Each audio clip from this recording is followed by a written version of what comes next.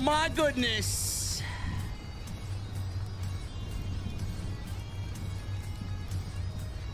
Yes, when this song drops, you know what the deal is, man. Tuesday night is gonna look a little different. But the news! Oh man, we got a lot to get into tonight. Tony Khan triples down on showing the all-in footage of CM Punk and Jack Perry. All he had to do was give a simple answer of yes or no. We'll go over exactly what Tony Khan said and why it needed to happen. He also thinks that competition in pro wrestling is a great thing. Really? Really? While he goes on to say that the companies hate each other. Oh, is that so? Yeah, we'll talk about that as well. We got news on the draft. We got news on Rhea Ripley and what exactly is wrong with Rhea Ripley and how long she will be out. Guilia has a start date with NXT. And we got news on the Bloodline Civil War that basically started on Friday Night SmackDown. Ladies and gentlemen, it is episode 44 of Tuesday Night Titans. And tonight we're drinking in the OTS venue right downstairs to my mother's basement. And when I get there, I want to know, as always, what the fuck are you guys drinking? I'll see you over there.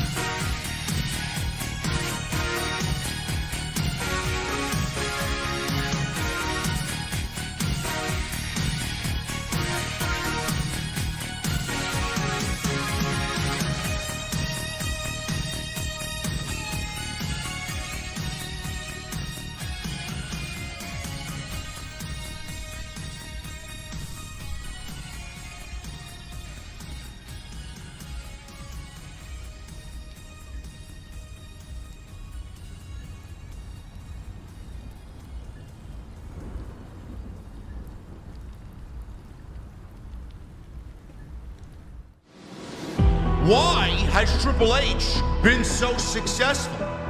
Why is Triple H running WWE better than Vince McMahon and Bruce Pritchard on Monday and Friday night? Long-term booking.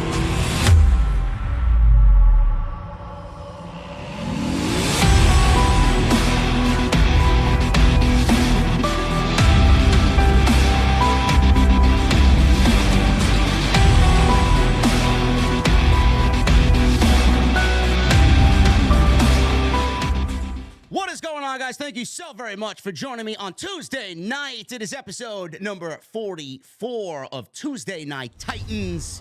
It is Tuesday, April 16th, 2024. I am your host, JD from New York.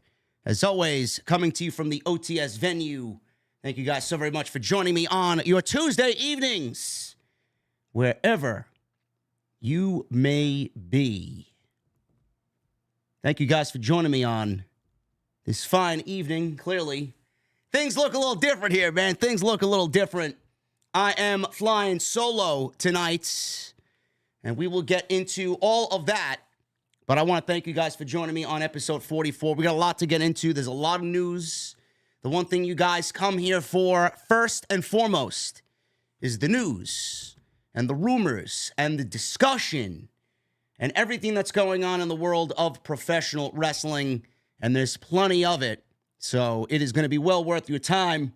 And it's going to be something that gets you guys caught up on everything that has happened over the last 7 days or so.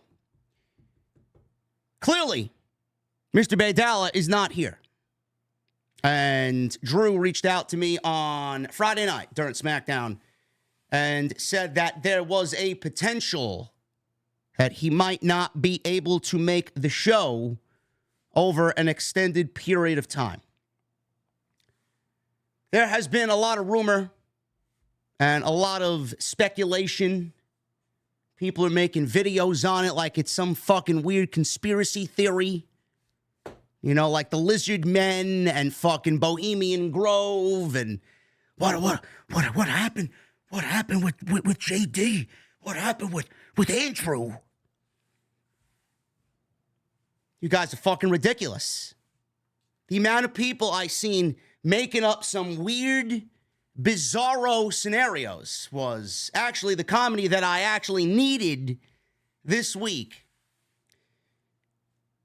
Saturday morning came and it was basically official then. I was in Atlantic City. I was at the Atlantic City Beer Fest at the Atlantic City Convention Hall. And he called me.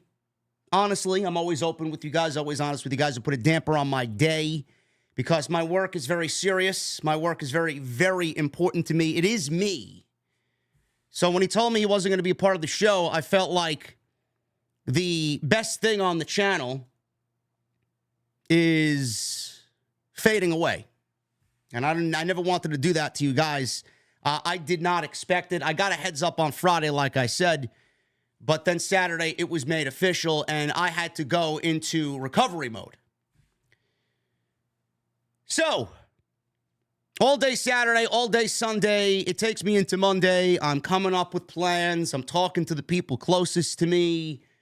What do we do? Who's the new host? Who am I bringing in? How do we attack this? Because the one thing that I did not want to do on Tuesday nights was give you guys the same thing that we usually do every other day of the week. The whole premise of the show was to give you guys something different than what you're accustomed to when you get me live on Monday, on Wednesday, on Friday, and for all the pay-per-views and all the videos in between. The whole idea of TNT was for it to be on Tuesdays. If it wasn't going to work on a Thursday. I love the Tuesday or Thursday because it still fits with the TNT name. And that's what I did not want to move away from. Drew and I came up with possible ideas to maybe move the show to a Saturday or a Sunday, and I was not in favor of that because I didn't want to impede on my personal life. I did not want to have it get in the way and potentially do double and sometimes triple duty on a weekend where there's a pay-per-view and WWE does a pay-per-view and then AEW does a pay-per-view and then I got to find some way to fit TNT into the weekend and it's just not going to feel the same. Plus with all the branding and the intro that's coming, I did not want to move away from the TNT moniker because I like it, it fits. You guys seem to like it. It sticks out. It's easy. I didn't want to move away from that, and I didn't want to move the show to the weekend. Drew and I have a very good relationship. He's my guy. I've known Drew for almost 7 years now. I met Drew through Justin LaBar and his crew when Justin was working at Chairshot Reality. Through Justin, I met Juice, who we met at the tailgate, who's another great dude. I met Brian Ghoulish, who I'm very good with, and Drew.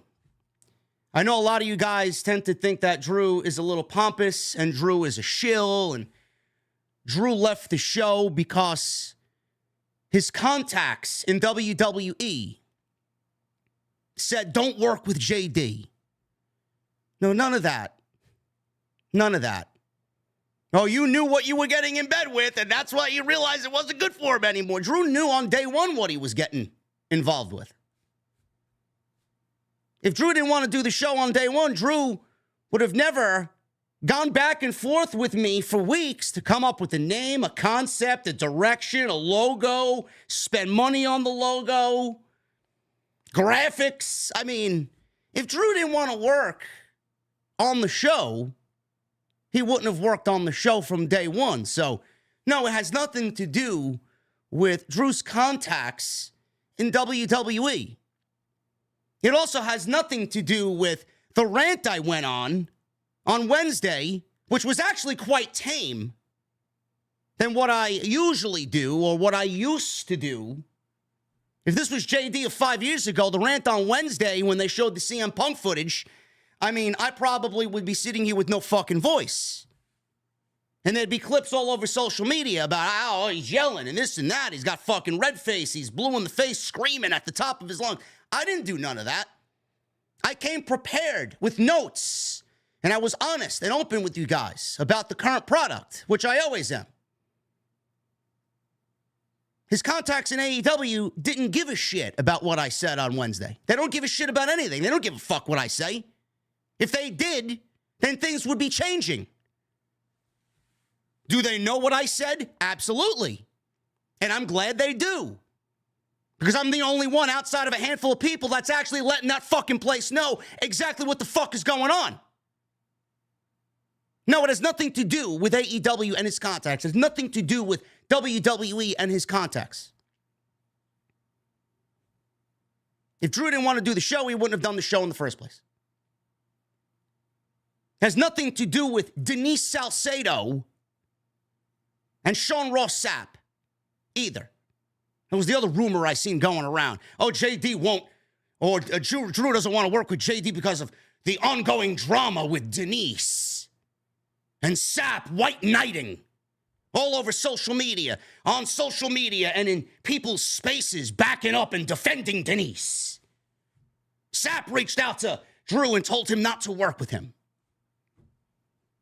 If that was the case and I found out, there'd be burials all over the place. That's not the case. It's not the case at all. It has nothing to do with Denise and Sean Ross Sapp. The other conspiracy that was that one, and that one pissed me off most because everybody thought Drew was going to go work for Fightful. That Drew was going to work with Sean Ross Sapp, and that Drew was going to be Denise's new co-host. I mean, boy, you guys really take us for such a low bar, huh? Why do you think I would allow that to happen? Why do you think Drew would do that to me? Man, you had him striking out before he even got up to the fucking home plate. Why would you say something like that? People just making up these weird, bizarro conspiracy rumors. The Denise drama all week had nothing to do with me. Nothing. Yet my name was sullied and my name was fucking dragged through the mud because of a bunch of fucking idiots that labeled her something that I didn't. Joe Cronin sexualized Denise on a fucking video he specifically made about her and how she got to where she is. I didn't do that. And I never sexualized Denise, ever. And then you got fucking the other idiot, who I'm not going to mention because he's a fucking asshole, who said something about Javon Evans in NXT that I clearly will not reiterate here because it was animalistic and fucking absolutely piece of shit, subhuman-like. Yet my name was dragged through the mud with those two fucking idiots, and I have nothing to do with them, nor am I anything like them, nor do I make content like them. The whole notion that I'm negative, and I do this, and I say this, and I'm like this, and people don't understand. I don't give a fuck if you don't understand. I also don't give a fuck if you don't like me. But you can't deny what I do here. I made a name for myself doing what I'm doing. And I haven't changed a single fucking time, ever. Now, that comes with consequences. People won't work with me. People want to stay far away from me. People don't want to utter my name. People don't understand it. Good.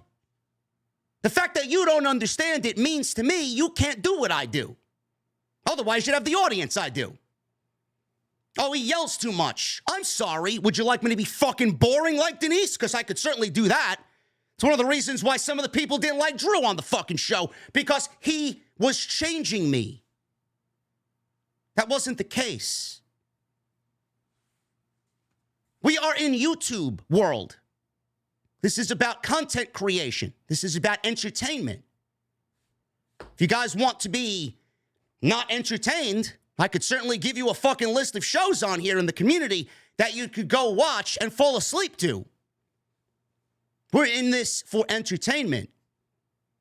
I'm sorry, half of the fucking people in this community, and you know who they are because they haven't changed their fucking graphics in 6 years. I could certainly give you a list of those people. Meanwhile, we're changing the game. We're doing our thing. We look, sound, and fucking react better than anybody. But they don't understand it.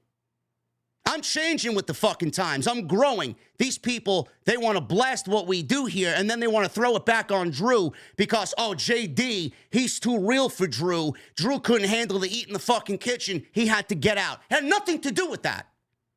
Zero. So I'm going to dead it right now. You mentioned my name with any of those fucking assholes, we got a problem. Because I'm not like them. I don't make the same content as them. And I don't want to be labeled with them. Simple. And it's also not a fucking problem who I say sucks or what sucks. It's not a derogatory thing. I don't need people fucking waving the flag of somebody else because of, oh my God, she's a woman. How could they say that about her? Oh. I'm sorry. Am I not allowed? Do you know what's been said about me over the last 48 hours? The fact that I think someone sucks is tame. I have every fucking given right to say what I say. As long as I keep it within the boundaries. I don't need people fucking policing what we can't do and what we can do and what we can't say and what we can say. Who the fuck do you think you are? Seriously. Stop bringing this shit towards Drew. It has nothing to do with any of that. It should have died as soon as the man went on social media and told you he was stepping away for personal reasons. That was it. We all know Drew is a big family guy. You don't know what the fuck he's got going on. Drew wants to spend more time with his family. Maybe Drew wanted to take a part-time job doing something to make more money than he was making with me on the show because we split the profits. You don't know that. And who's to say Drew is never going to be back?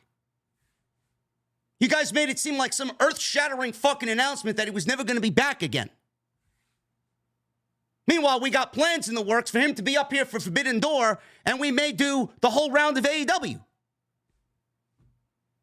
So I don't see why it was made into a big deal. It should have died when he said, I am stepping away for personal reasons. That is it.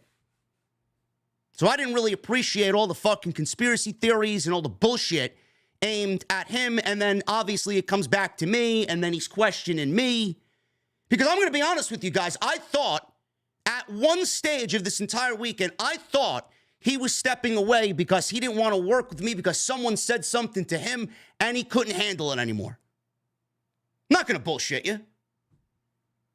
But it wasn't the case. And like a fucking human being and like a friend, I'm trusting him with the explanation he gave me And the reason he gave me as it being that. That's it. And I also took offense to the fact that you guys didn't think or don't think that I have some sort of plan upon his removal or his leaving. Why do you expect me to just say, all right, the show's over? Or, all right, I'm going to get somebody to fill in for him or take a permanent spot, a permanent seat on the show, and it's not going to fit the vibe of the show. Do you know who you are talking to? While other creators suck and are boring and do nothing to enhance their visuals or any aspect of their fucking product, I take great pride in what we do. Changing graphics. Wait till you fucking see the shit that I got coming this year. It'll blow your fucking mind. Why would you think I am going to all of a sudden take a step back and, you know what, we'll skimp on the co-host?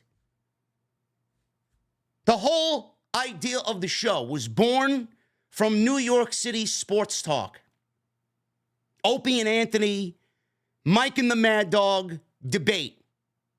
That's what the whole premise of the show was. That is what I want to keep as far as the aspect of the show.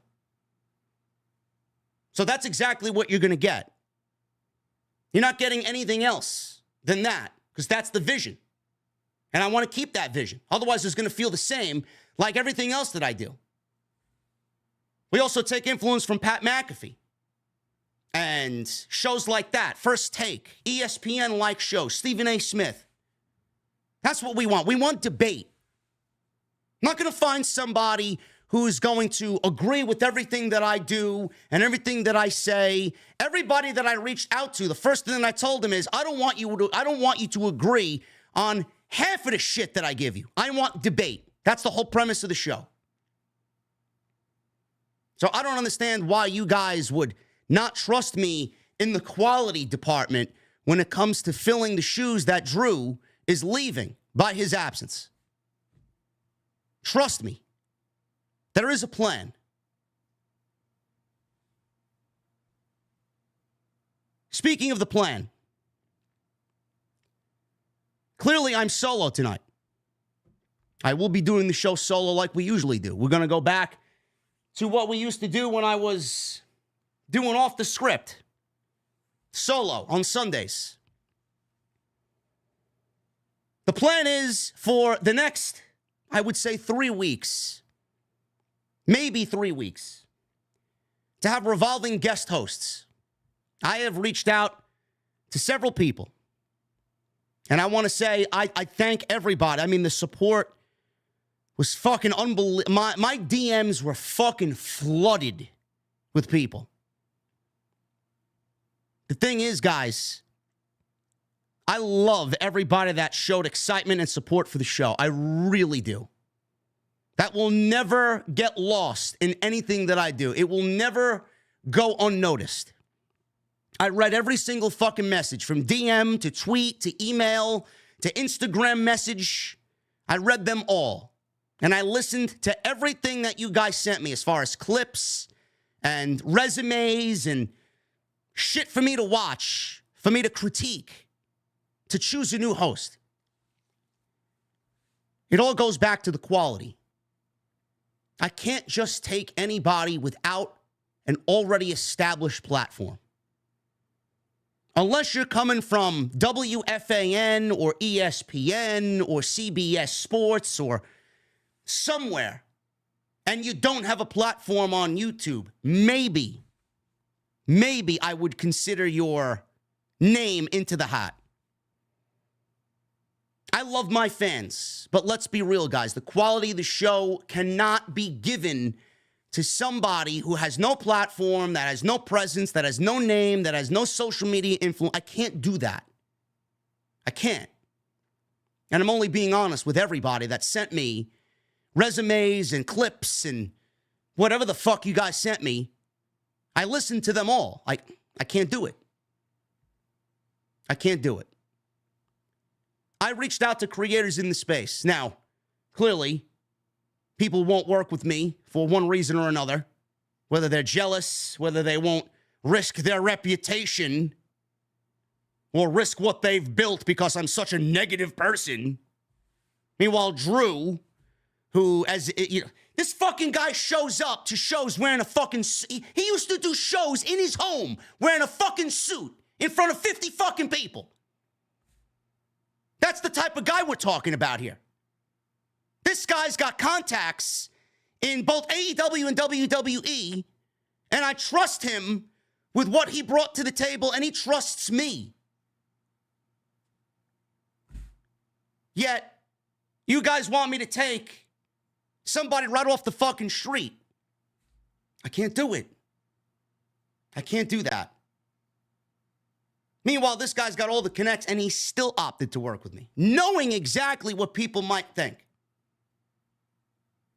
I reached out to Mr. Santizap, who actually got back to me, and if he wasn't so busy, I probably could have convinced him to do it. He told me that he can't fit it into his schedule, and he's already got a full plate of content. He can't add another show. He can't add another night to the week to fill it up with pro wrestling. Because I'm a fan of what he does. I like his vibe. I like his energy. I like his attitude. He couldn't do it. I reached out to my guy Ango today. We talked. I'll get back to Ango in a second. I reached out to several other people. I reached out to BC. BC can't do it. BC will not do it. Nothing against me at all. But BC will not do it because his explanation was probably the best that I've got. I know how he is because I've hung out with him and I've drank with him and he's been over the house. So I know how he is as a human. I also know that he likes to keep things special. So when there is an opportunity that comes up that him and I get to work together, he doesn't want it to be something that we've done 1,000 fucking times before. We've only worked together maybe once. Once. And look at how great that did. He wants to keep it that special. So BC can't do it. But I do have a plan. We're going to do revolving co-hosts for the next 3 weeks. I'm still trying to fill the third week. Right now, we got next week filled, and we got the week after next week filled. Next week, we will be going with my guy, and I thought I had a graphic already pulled up. No, that's go Google it. Sorry. Let me see if I could. Let me see what I could do here.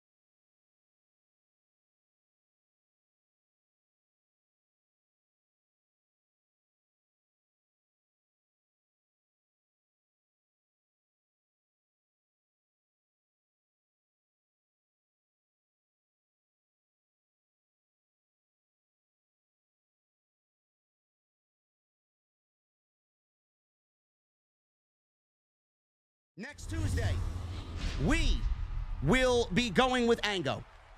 Ango will be filling in on Tuesday. So we have Sir Wilkins next week, and then Ango is filling in the following Tuesday. That's already confirmed. A graphic will be going out. So that's exactly what we're doing there. The following week, I don't know yet. I don't know yet.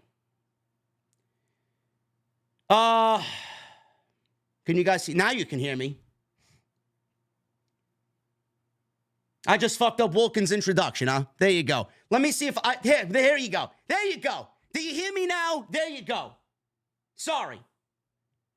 Like I was saying, Sir Wilkins of the Jobber Tears podcast, he is joining next Tuesday. That's what we're doing. Jobber Tears podcast is a great production. He is just as energetic, if not more energetic than I am. The whole production over the Jobber Tears is a great quality production. Fits the vibe that I'm looking for. Fits the sound that I'm looking for. His knowledge of pro wrestling is deep. He also works at House of Glory with me, and he's a quality fucking human being. So that's what we're going with. If you don't know who Sir Wilkins is, get ready, and like I said, buckle yourselves in. It's going to be a great discussion. So he's joining me Tuesday. The following Tuesday after that, Ango will be joining me on TNT. And Ango and I have worked together. Ango and I have debated. Ango and I don't agree on everything. And I enjoy Ango's work. And he's going to sit in on Tuesday, and he's going to fill in for the co-host position. Then it comes up to April 30th. I don't have somebody for that. I don't have a name filled in yet. I'm still trying to get things all situated. But I do have a new co-host in mind. And I will not say who it is because I'm in discussion with him right now.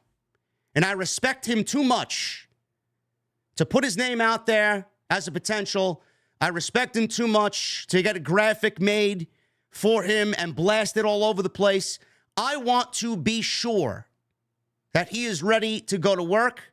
I want to be sure that he is okay with sitting in on the co-host position because I know it's murky waters sometimes when you work with me, and sometimes people don't want to navigate those waters. I get it. But the whole premise of the show was to open me up to a wider audience to put those negatives to bed. And I hope that's what we did with TNT when Drew was here. That was the whole basis of why he wanted to work with me. Not to dumb me down, not to suppress me and give me a softer voice. He always wanted to widen me and widen the audience to more people. And I hope that's what we accomplished. So I want to make sure that the guy that I have in mind is all right, ready to go, ready to do the thing. And if it is ready to go, I'm telling you guys right now, it was already the number one show in the community. It may be something that there's not a single podcast in this space will be able to top. Telling you right now. So I will leave it at that. And that's it. There's no fucking conspiracy. There's no Drew is working with Sap or Denise or WWE told him to axe the show. There's nothing else going on, guys. There is one thing. There is one thing that I will say that really kind of bothered me. And it's the fact that I had the intro all ready to go. We were literally days before the intro was about to be unleashed. And when I tell you this intro is absolutely by far and away the greatest piece of work that this community will ever see.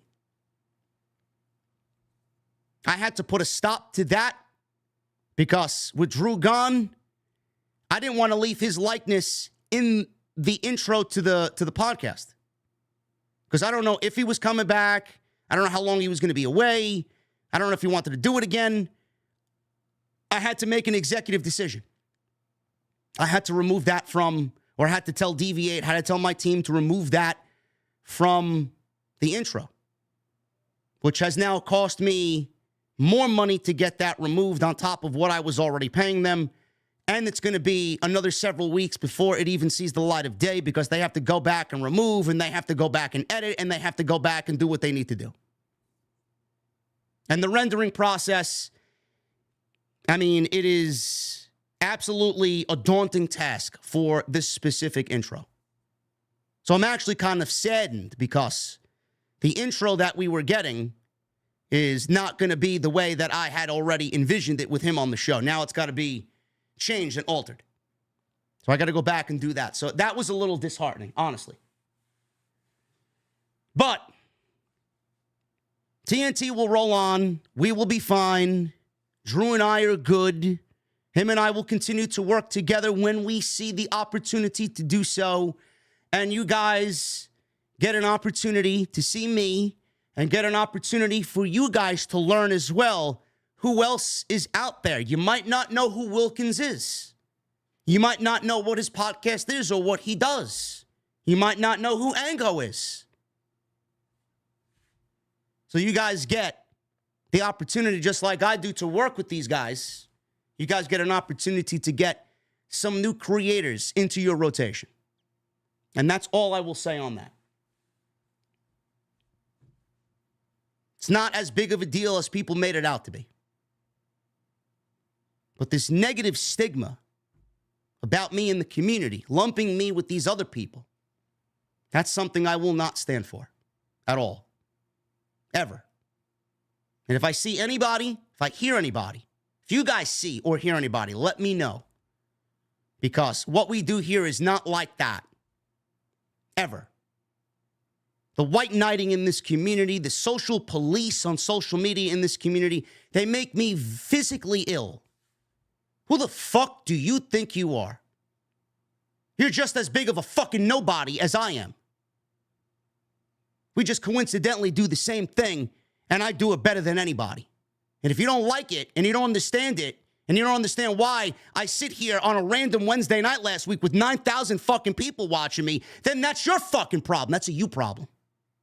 That's not a me problem. I could sit here with 9,000 fucking people, Mr. Bigwigs in the community. Oh, I report this. I'm the fucking number one guy. I report this and that. Fuck, I don't give a fuck. People wanted to watch you, they would. They opt to watch me because I don't sugarcoat anything. Maybe you should develop how to run a YouTube channel, or maybe grow a set of balls, or maybe fix a fucking graphic or a thumbnail, or maybe be entertaining. Don't put down something that you don't understand because you fucking suck at it. That's all I have to say on that. Thank you guys very much for my spiel here. It's going to be all right. It's going to be all right. Follow me on social media, at JD from NY206. Twitter, Instagram, TikTok, Cameo. Hit that subscribe button down below. Turn on the bell for notifications. Hit that thumbs up. We got 883 likes right here on the show, episode 44. Go check out all the other videos that you might have missed on the channel. We were live in front of 4,000 people last night for the Raw post show. Go check that out. Some really good discussion that came out of last night's show. Hit that subscribe button down below. Turn on the bell for notifications. And make sure you guys go check out tonight's sponsor, Blue Chew. BlueChew.com. Code JD at checkout. You're going to get your free sample. All you got to do is pay $5 shipping and handling. We got a $100 bomb that I need to appreciate and acknowledge.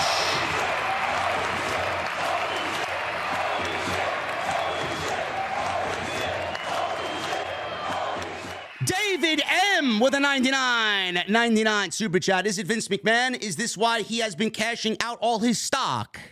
Regardless, here for the long haul with you. Thank you, David M. No, it is not Vince McMahon, and nor would I ever work with Vince McMahon in any capacity, because I already got fucking social justice police on social media thinking that I make the same kind of content as Joe Cronin. And that other bald prick who said some nasty things about that NXT guy. So give me a break. Javon Evans, give me a break. No, I'm not working with Vince McMahon. No way. It would be funny, though. It would be hilarious. Anyway, let's get into the news. We got a lot of news. I wasted enough time already. The WWE production changes are one of my favorite aspects about the current change of the WWE product. Kevin Dunn is no more. Good riddance. WWE is making production changes to stages, to their sets, to fit attendance, to boost the attendance figures that come on into the arenas. WWE is hopefully going to do away with fucking Def Rebel and get some decent music. It gives me hope that WWE bringing back Sheamus last night with his old Jim Johnston theme. Maybe we pick up the fucking phone and give this guy a nice hefty payday and bring his talents back to the company so that we have some actual fucking theme music that fits the vibe of the wrestler that is walking out to it. That's exactly what I love to see. That's the one lingering fucking thumbs down that WWE needs to fix. They're also making a production call to cut down the use of the augmented reality graphics that you see or saw Kevin Dunn use with Roman Reigns and the fucking 4D graphic that spits water everywhere, and Becky Lynch with the, man sunglasses. Goodbye. What am I watching? Nickelodeon? Give me a break. Augmented and virtual reality has become a huge fad, and it's still picking up speed. That being said, WWE is going to put on the brakes for those virtual visuals that fans see on a weekly basis. WWE plans to reduce the use of augmented reality content in Raw and SmackDown broadcasts, per the PW Insider. Although this technology will still appear occasionally, its presence will mainly be limited to pay-per-view events. I guess that's okay, as long as we don't see it every fucking week. One source reportedly mentioned that the recent episode of SmackDown is likely the final time augmented reality will be used regularly. Additionally, as part of these changes, WWE is expected to reduce its staff and the amount of equipment, such as production trucks, at its events.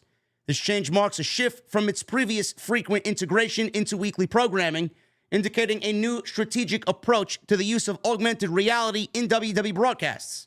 WWE's really done up the augmented reality during superstars' entrances, like I said, Bloodline, Roman Reigns, Judgment Day's got one. Judgment Day is actually one of the more cooler ones. Cody Rhodes. Those ones aren't too egregious. The Becky Lynch one was ridiculous. Asuka with the fucking masks. Give me a break.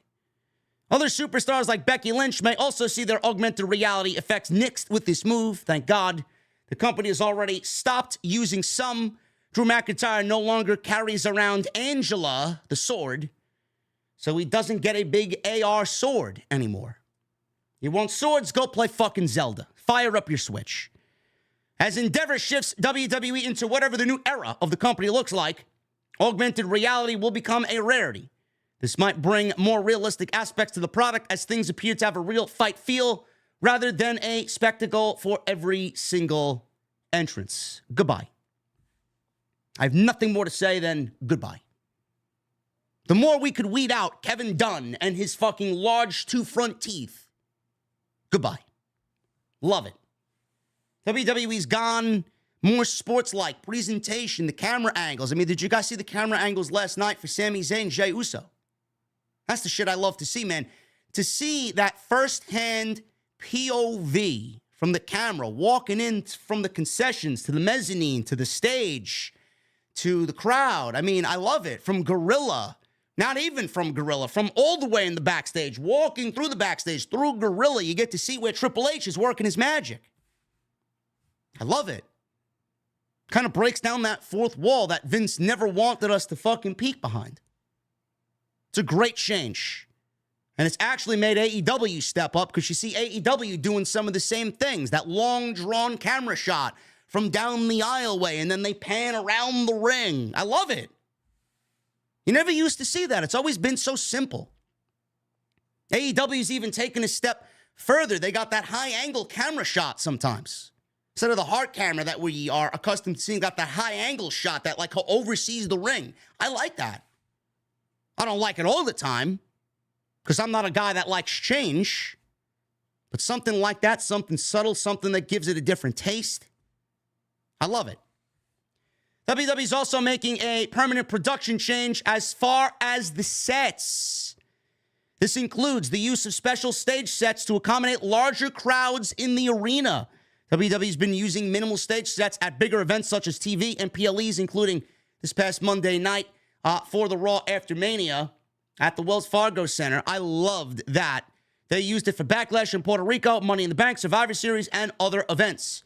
They're using the stage set for their return to SmackDown in June at Madison Square Garden, something that got fans talking, as some of them believe it's a cool look that makes the show feel different. PW Insider reports that WWE will be using minimal stage sets for Raw and SmackDown when possible for larger crowds as a way of packing more fans into the arenas.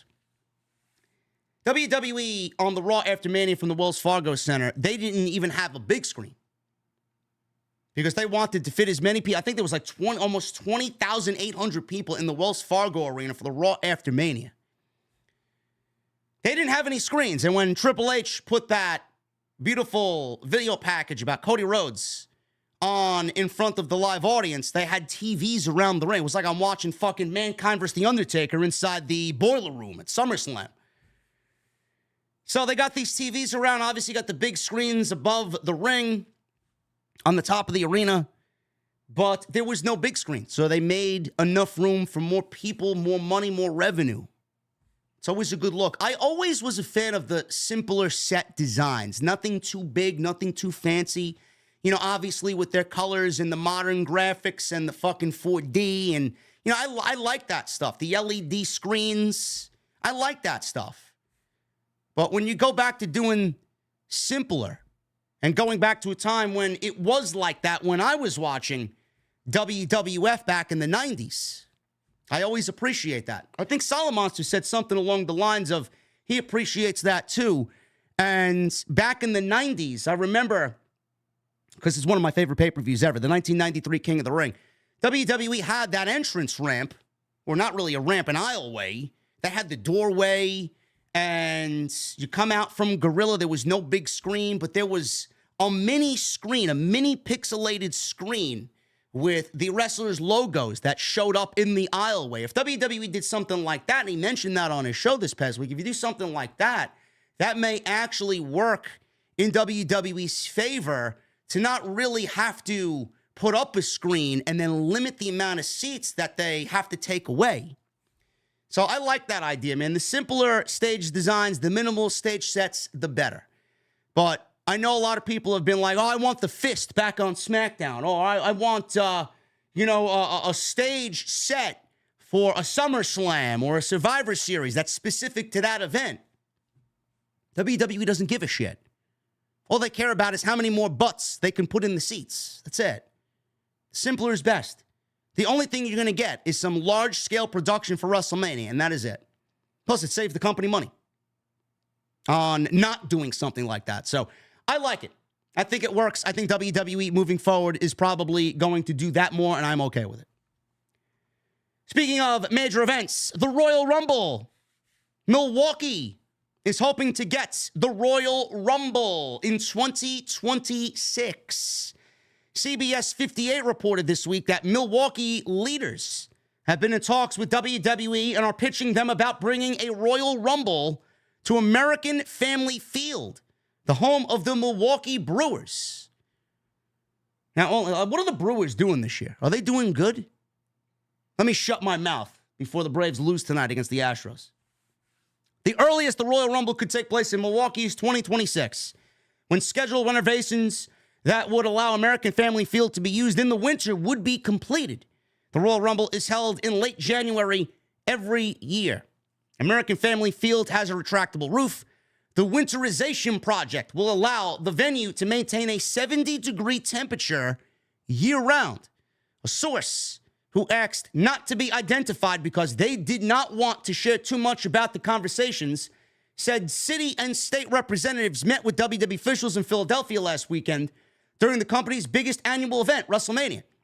While WrestleMania is probably out of Milwaukee's reach, City and state officials hoped to attract WWE's biggest draw on the calendar.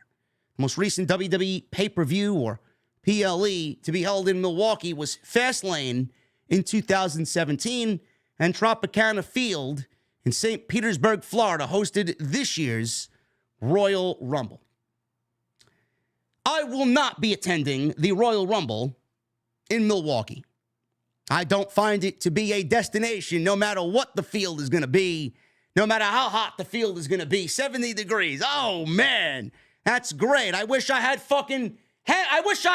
close to that in Philadelphia on Saturday when we were there for WrestleMania weekend. Freezing my fucking balls off. I'm wearing nothing but this Symphony X hoodie outside because I thought it was going to be nice. I will not be going to Milwaukee in January unless there's a palm tree and a fucking cold beverage where I don't have to wear a hoodie. You won't be seeing me at a Royal Rumble in late January. Give me a break. Though I do love cheese. Maybe they can convince me to be out there because of the plethora of cheese that would be in my belly. Cheese is my kryptonite. Just saying. WrestleMania, speaking of WrestleMania, news on the XL documentary Behind the Curtain, delayed. We talked about this earlier in the week. The documentary chronicling the changes to WrestleMania XL were advertised for Wednesday's debut on YouTube. However, that came and went goodbye. Fightful spoke with WWE sources who said that the move has been made to add footage from this past weekend to the show. They were not given an update on the new release time or dates. I was actually looking forward to that. I was quite disappointed that we didn't get it on last Wednesday. Now, I know I'm not the only one that thought this, but I thought Nick Khan and Triple H were going to do the pettiest of pettiest maneuvers. And I thought they were not going to air it during the day. Like, I expected it at like 12 noon, 2 p.m., We didn't get it, so people started asking questions. I thought they were going to hold off on airing this thing until 8 p.m. on Wednesday to coincide with the start of Dynamite. You know, I was not the only one thinking that. But I'm looking forward to it, and WWE hopefully does not take too long to add that footage, because you know they had the cameras rolling everywhere for Rock and Roman, that tag team match, Cody winning the World Championship. Going to be a great documentary, and it should really tie up all the loose ends that we were asking about during the build to WrestleMania, man. But ultimately, in the end, and I'm going to use everybody's favorite word this season, pivot. They did pivot back to what the original plan was, and I'm glad that they did, and I'm glad The Rock owned up to not only making a misjudge decision, but also owning up to the heel character that he played. Because the heel Rock was some of the best WWE content that we've gotten in years. And he fucking killed it. And if he continues to do that upon coming back again into his match with Cody, into his match with Roman, into the Bloodline Civil War, the final boss, this may go down as the best version of The Rock we've ever seen. And that is a very high statement. That is a bold statement to make. This Rock character that we saw will go down as some of the best shit he's ever done, if not the best. Speaking of WrestleMania, I know I was watching and we talked about it. Drew and I talked about it. I talked about it. A lot of people talked about it. Most of us predicted exactly how things would play out with the end of that Cody Rhodes and Roman Reigns match going into the closing moments of the Night 2 main event. We got the Avengers assembled. That's what everybody was kind of, I guess, mirroring it to. Solo Sikoa was taken out by John Cena. Jimmy Uso was taken out by Jey Uso. Then The Rock shows up. And I know everybody was expecting the glass to shatter. I was expecting Lincoln Financial Field to be in fucking shambles. An earthquake happened earlier in the weekend. I mean, a stone cold, just glass shattering entrance would have weighed more in on the Richter scale than that mini earthquake that we got earlier in the day on Saturday. Stone Cold Steve Austin was the one guy a lot of people talked about as showing up to back Cody Rhodes and face the final boss one-on-one. We did not get Stone Cold Steve Austin. I don't want to sound greedy. I don't want to sound selfish. But Stone Cold was the number one pick out of everybody for that spot. And you can't blame them. You can't help but be a little disappointed. We did end up getting The Undertaker. We got The Undertaker dressed in a black hoodie. He didn't come out wearing the dead man shtick. He didn't come out, wearing the top hat or the gloves or the robe. He came out wearing a black hoodie. And he probably went backstage and took a couple of shots of Jack Daniels. He probably did a couple of shots of Jack Daniels before he went out there to chokeslam The Rock. But we got The Undertaker. It was supposed to be Stone Cold Steve Austin. As Dave Meltzer is reporting, please take it with a grain of salt, that Austin was originally scheduled and earmarked for the spot at the end of the match where Taker laid out The Rock with the chokeslam. However, Dave Meltzer is reporting that Austin wasn't there because they couldn't reach a financial agreement, and The Undertaker filled in for Stone Cold Steve Austin. Now, The Undertaker didn't realize or didn't find out until the day of that he was actually going to be in that spot. And he talked about this on his 6 Feet Under podcast. It happened pretty spontaneously, he said. It happened very spontaneously. We got to Philadelphia on Wednesday that week. I think I got a call Tuesday from Triple H that said, hey, a lot of things are going on. A lot of thoughts are being put into this. Would you want to be a part of it? I was like, look, if it works and if I can help in any way, if I could be of help, fine. Whatever you guys need, just let me know. Taker said the response was, okay, we don't have anything yet. We're just putting ideas together. Taker went on to say, I don't hear anything else until Thursday. So I get a text from Michael Hayes saying we're coming up with some ideas. I'm like, cool, let me know. That was it. Then I'm at the One Dead Man show, which Drew and I went to. I get a text from Paul Heyman. I'm like, interesting. This is picking up steam here. Taker says he told Heyman that this isn't about me, and if the guys want him involved or not, it won't hurt his feelings, and he's good either way. It had gone back and forth, and I got a text during Sunday. So they were still mapping out plans until Sunday, and Taker was involved, and obviously the rest is history there, as he was the one to take out the final boss before Cody Rhodes finished off the Tribal Chief. It worked out great. It worked out great. I mean, anybody watching that is jumping out of their fucking chair. The gong went off. I mean, people just lost their fucking minds. They went batshit crazy. And it was a spectacle for the ages that will be remembered forever. And it will go down as one of the best productions that WWE has ever put on. And kudos to them. They really made history on Sunday night. And I'm glad that it all went as good as it could have gone. But again, a little greedy. If Stone Cold was there, it would have been just fucking unreal. Now, is it only a financial thing for Stone Cold Steve Austin? No.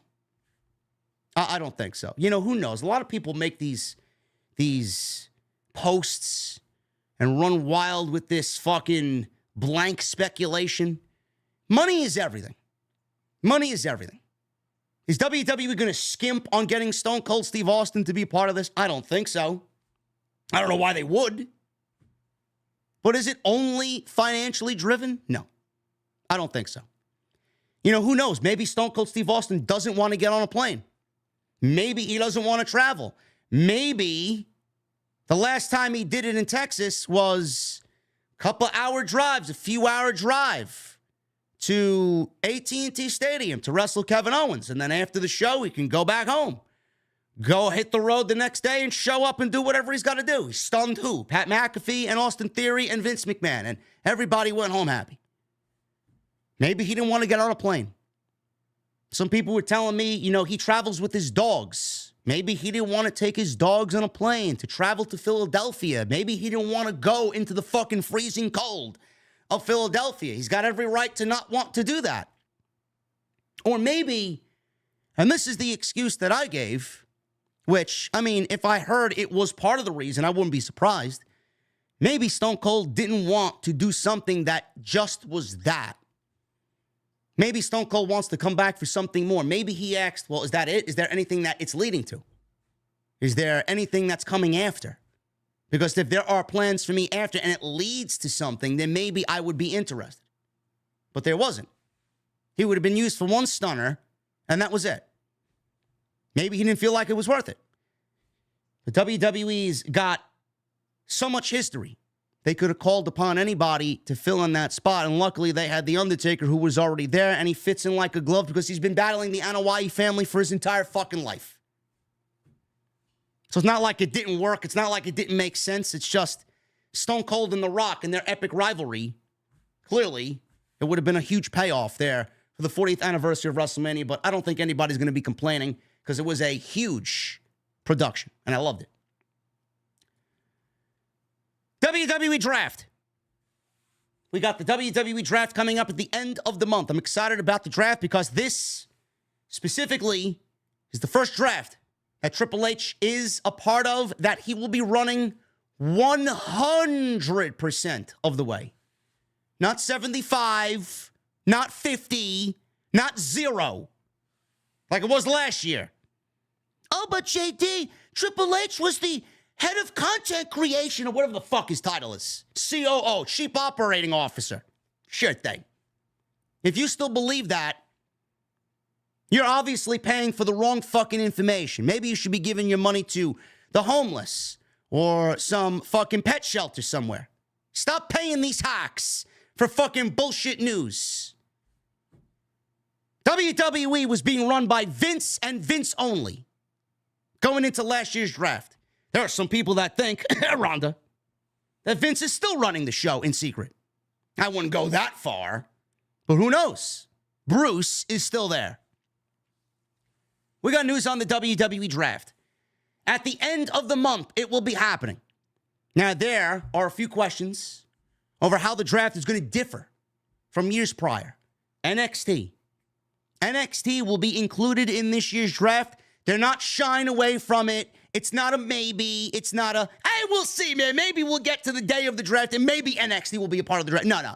NXT is a part of the draft, both coming and going. And what I mean by that is that main roster talent is being drafted to NXT. I will give you my thoughts on that in a second. Sources have learned that the tease of NXT in years prior is full on this year. The Final Testament, Karrion Kross and AOP with Paul Ellering and Scarlett, they made their appearance on NXT last week. They're on NXT tonight.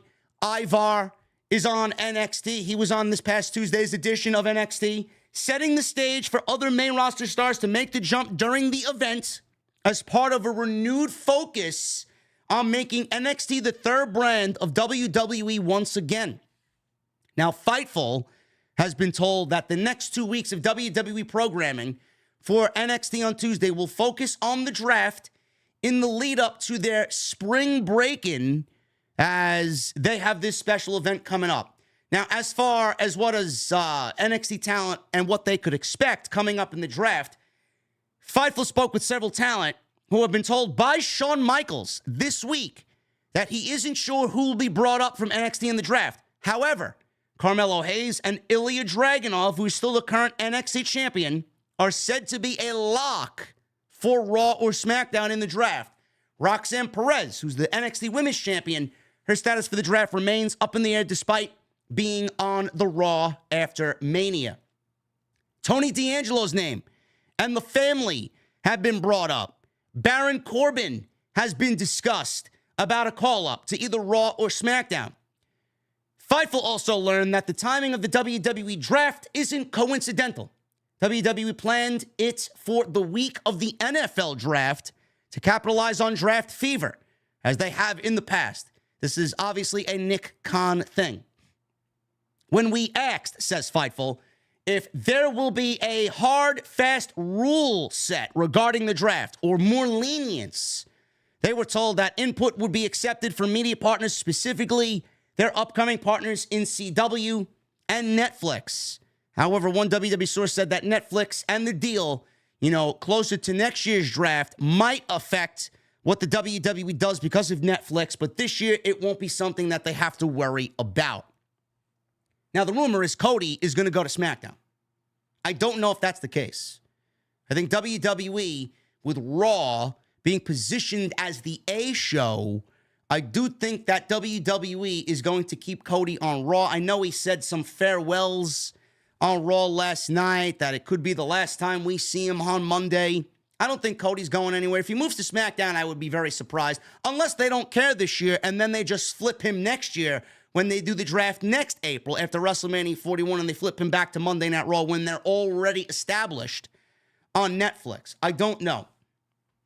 But as far as the draft, clearly there is an initiative to make NXT a true third brand, which I find laughable because it all goes back to what I documented better than anybody about how the old administration basically sought to kill NXT because it wasn't something that they believed in, because it was something that they were not a part of.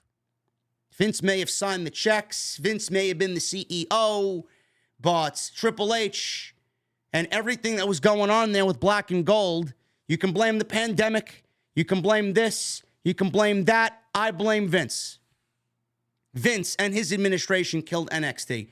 And then they turned it into what they turned it into, and it was a steaming pile of fucking dog shit. Now they want to make it into a third brand. Again, when Triple H had already turned it into a third brand. Black and Gold was more of a brand than Raw and SmackDown. Black and Gold was selling out arenas more so than the main roster were. There was more interest in Black and Gold. There was more momentum for Black and Gold. There was better stories on Black and Gold. There was better leadership on Black and Gold. All the main roster stars at the time wanted to go back to NXT because of the environment that was being created in NXT. I mean,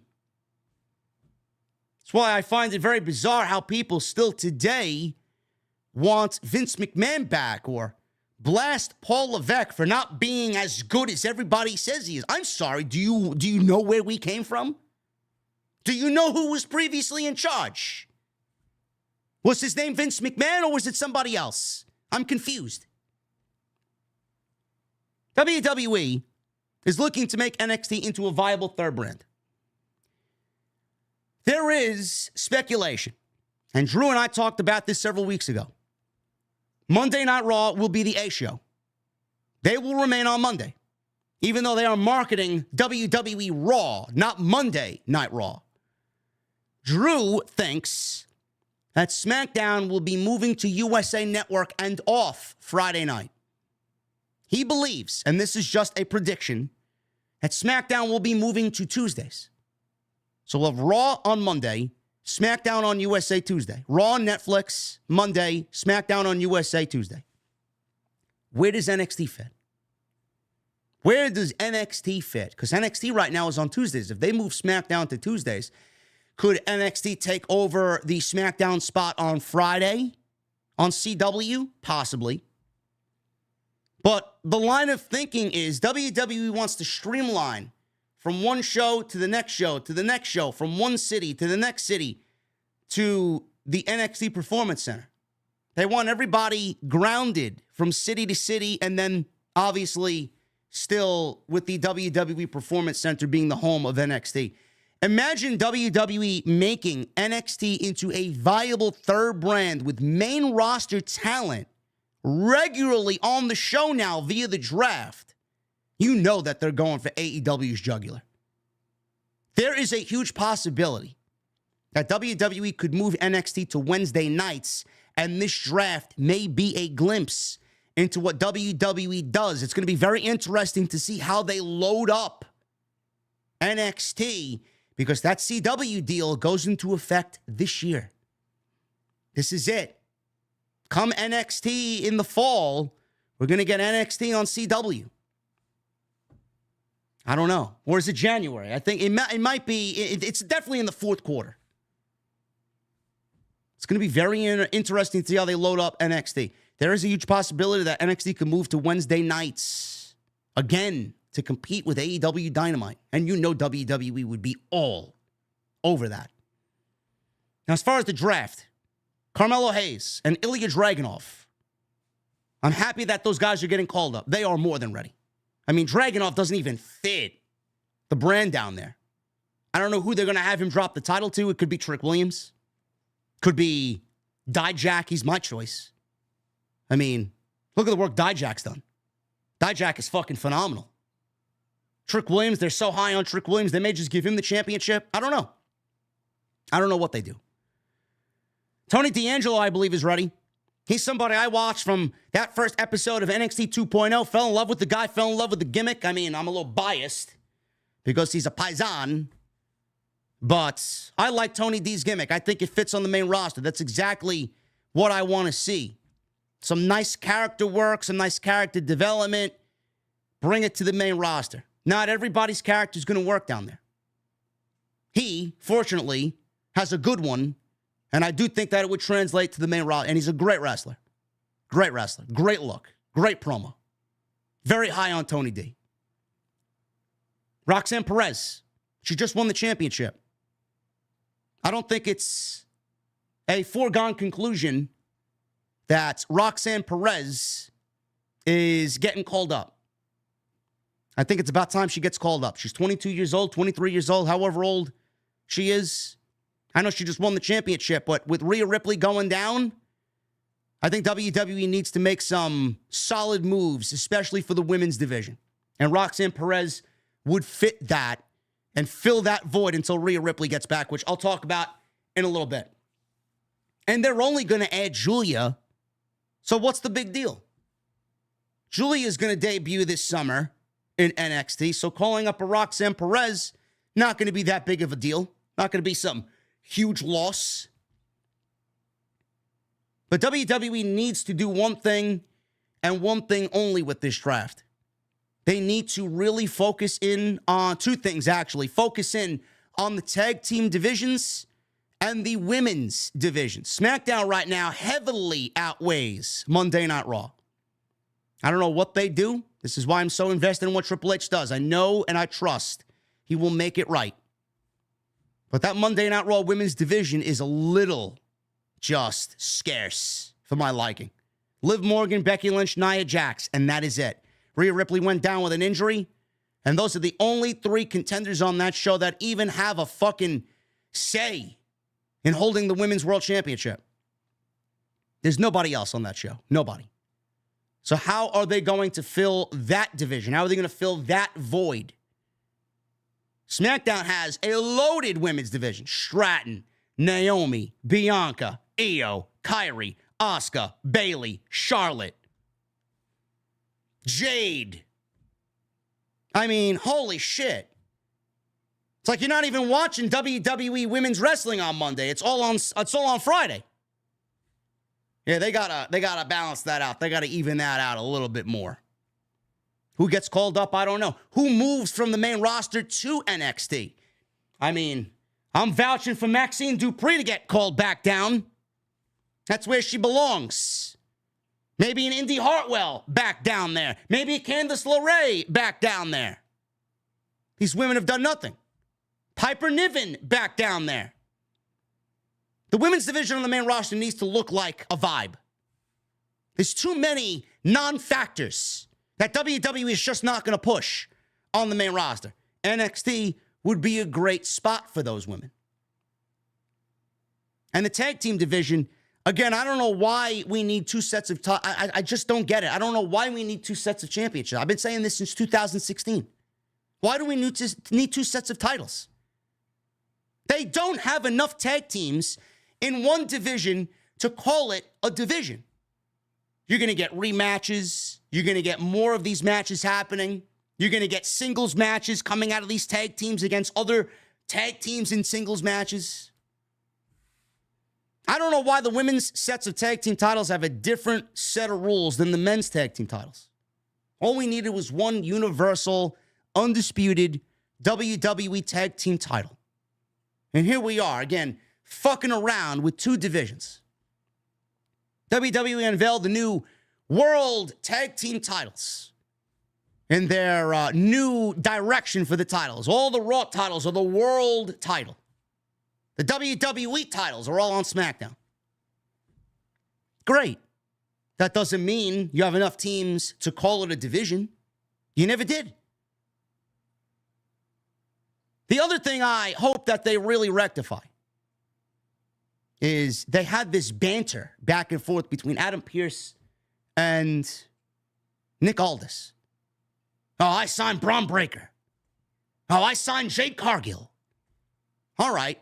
They had segments specifically for these individuals. Braun Breaker signed a contract live on television. They wasted TV time for Braun Breaker to sign a contract. They wasted TV time for Jade Cargill to sign a contract. Now the draft happens, and you're going to put them in the draft to move them over to Monday Night Raw, or are they going to get drafted back to SmackDown? In the light of making things feel logical and not hokey and cringy, I wouldn't even include Jade and Braun Breaker in the fucking draft. Nick Aldis specifically signed them before the draft happened, weeks before the draft happened. Why are they eligible for the draft if they just signed exclusive deals to Friday Night SmackDown? They should not be a part of the draft. They should already find their home on SmackDown. I don't want to see them sign contracts on TV only to be moved to Raw. The only ones that should be in the draft are Carmelo Hayes and Ilya Dragunov and other people that you want to call up from NXT. Roxanne, Tony D, Baron Corbin. Again, the draft is in a couple weeks. We will know more then. And for all the people, oh, Cody's reign is boring. There's a fucking draft. It's been 8 days since he won the fucking title, and you're already crying boring. Oh, he cuts the same promo. Oh, he wears the same suit. Oh, he holds the title funny. There's a draft. He's fighting AJ Styles. And they made sense of AJ getting a match with Cody. Cody will be wrestling The Rock going into the summer. I don't understand what the problem is. There's no major storylines right now until they give you the rosters that you need on Monday and Friday after the draft. All the Roman Reigns stands are crying that their guy lost. He's gone. He'll be back at SummerSlam. Cope. Julia. Who? Yes, not Julia Roberts. No. Julia. Pro wrestler Julia. Rossy Ogawa. Another one of Tony Khan's favorite people, man. Hopes to bring WWE stars to his new promotion called Marigold. Could be a ranch of talent joining Marigold. Okay. Rossy Ogawa is hoping to bring some of the top women of WWE to his new Marigold promotion in what could be the start of a long-term partnership. Marigold was officially launched earlier this week and comes mere months after Ogawa's departure from Stardom, which he also founded. Ogawa has denied the claim from Stardom's parent company, Bushiroad, that he was poaching talent. Of course, he was denying it. Poaching talent from the all-female promotion. In an interview with Tokyo Sports, Ogawa spoke about WWE, about how the company is host to some of the names he worked with in Stardom, including Kairi Sane and Io Sky. Ogawa added that he'd like to invite names from WWE to do something with Marigold down the line. WrestleMania week was not kind to Io or Sane as they lost the women's tag team championships. Did Kairi and Asuka. Io lost the women's championship to Bayley, and the tag team title still are on Damage Control, and they lost that six-woman tag team match with Jade, Bianca, and Naomi. Ogawa even went on to tease that Marigold could become a feeder system for WWE in the future. He stated that perhaps Marigold will be a ranch for talent ahead of a move to WWE. The idea of WWE and Ogawa working together isn't all that far-fetched. For Ogawa, he was present at NXT Stand and Deliver and was seen alongside Giulia, who shared a photo of herself shaking hands with Triple H backstage. The former New Japan Women's Strong Champion is expected to join WWE, but she will be appearing for Marigold first up the company get off the ground. Now, for decades, WWE was vehemently against working with other promotions, but that attitude has changed considerably now that Paul Levesque is in charge of creative and Nick Khan is leading the charge. We got Mickie James in the Royal Rumble. We got Jordynne Grace in the Royal Rumble. They both work for TNA or Impact. Charlie Dempsey worked for All Japan. Shayna Baszler worked Bloodsport with GCW. Shinsuke Nakamura allowed to compete against the Great Muta. All these talents, if Vince was in charge, zero chance of any of them working with any other promotion outside the United States. It's now more than ever that the company is focused on their international growth. Every B-level pay-per-view, mostly, is outside the United States. Royal Rumble in the States, WrestleMania in the States, SummerSlam in the States, Survivor Series in the States. Everything else is international. I have never seen anything like the current WWE schedule is now back when Vince was in charge. He hated going international. The idea of switching time zones away from the 8 p.m. start time or the 7 p.m. start time to start at 2 or 1 or 12. I mean, he just did not want to even deal with it. So now we're looking at, especially going into last year, Montreal had the Elimination Chamber, which was unbelievable. Backlash was in Puerto Rico, which was unbelievable. Now we're going back to the shows this year. London had Money in the Bank last year. Obviously, their Saudi shows, Night of Champions and Crown Jewel. This year, we got France for Backlash. Back to Saudi Arabia for the King of the Ring and the Queen of the Ring. Glasgow for Clash of the Castle. Toronto for Money in the Bank. And Berlin for Bash in Berlin. And then don't forget the Elimination Chamber, which was in Perth, Australia, which, is just something that I don't think we've seen ever. Maybe, what was the last time? 2017 they were in Australia? So this strategy, obviously, is the mastermind of Nick Khan. This is what he's wanted. Now, speaking with numerous contacts surrounding Nick Khan, one of WWE's potential explorations is to engineer a collaboration with other professional wrestling promotions. That is the idea that they're toying with right now and rarely explored during Vince McMahon's 40 years at the helm. So it represents a new realm for Khan, Triple H, and they want to make an impact. He was one of the responsible people for giving Paul Levesque the green light to work with Scott D'Amore, who was then the TNA president, which led to emerging star there, Jordynne Grace, their TNA Knockouts champion, making a great appearance inside the Women's Royal Rumble in January. I love it. I think it's great. You clearly see what the direction is. And this is absolutely, to me, this Rossi Ogawa situation. This doesn't mean Nick Khan is working with Tony Khan. Doesn't mean we're going to get a fucking WWE Forbidden Door with AEW. No. Now, this does not mean WWE's working with New Japan or anything Bushiroad. None of these things will be happening. WWE is going to carve their own path. They're going to work with people that they want to work with, that aren't working with AEW. They're not working with AEW or any other AEW partners. They're not working with fucking AAA. They're not working with CMLL. They're not working with any of these promotions. WWE is going to do what they do best. They are slowly and strategically going to take over the European market, the Japanese market, India. That's what they're going to do. If you guys remember back in the day when Triple H was leading the charge of Black and Gold, You know, the name TakeOver wasn't just a fucking cool name for a pay-per-view.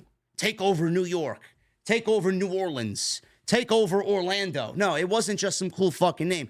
It was a mission to legitimately take over every single wrestling destination and wrestling hotspot around the globe. And that's exactly what you're seeing here. And that is going to be the start of what they do with Rossi Ogawa and this new Marigold promotion, as I do believe this will be a feeder system for WWE. It might as well be NXT Japan for all I know. Honestly. And that's exactly what they're going to do. They're going to get in bed with him and he's going to feed them. And when they're ready to move to the United States, boom.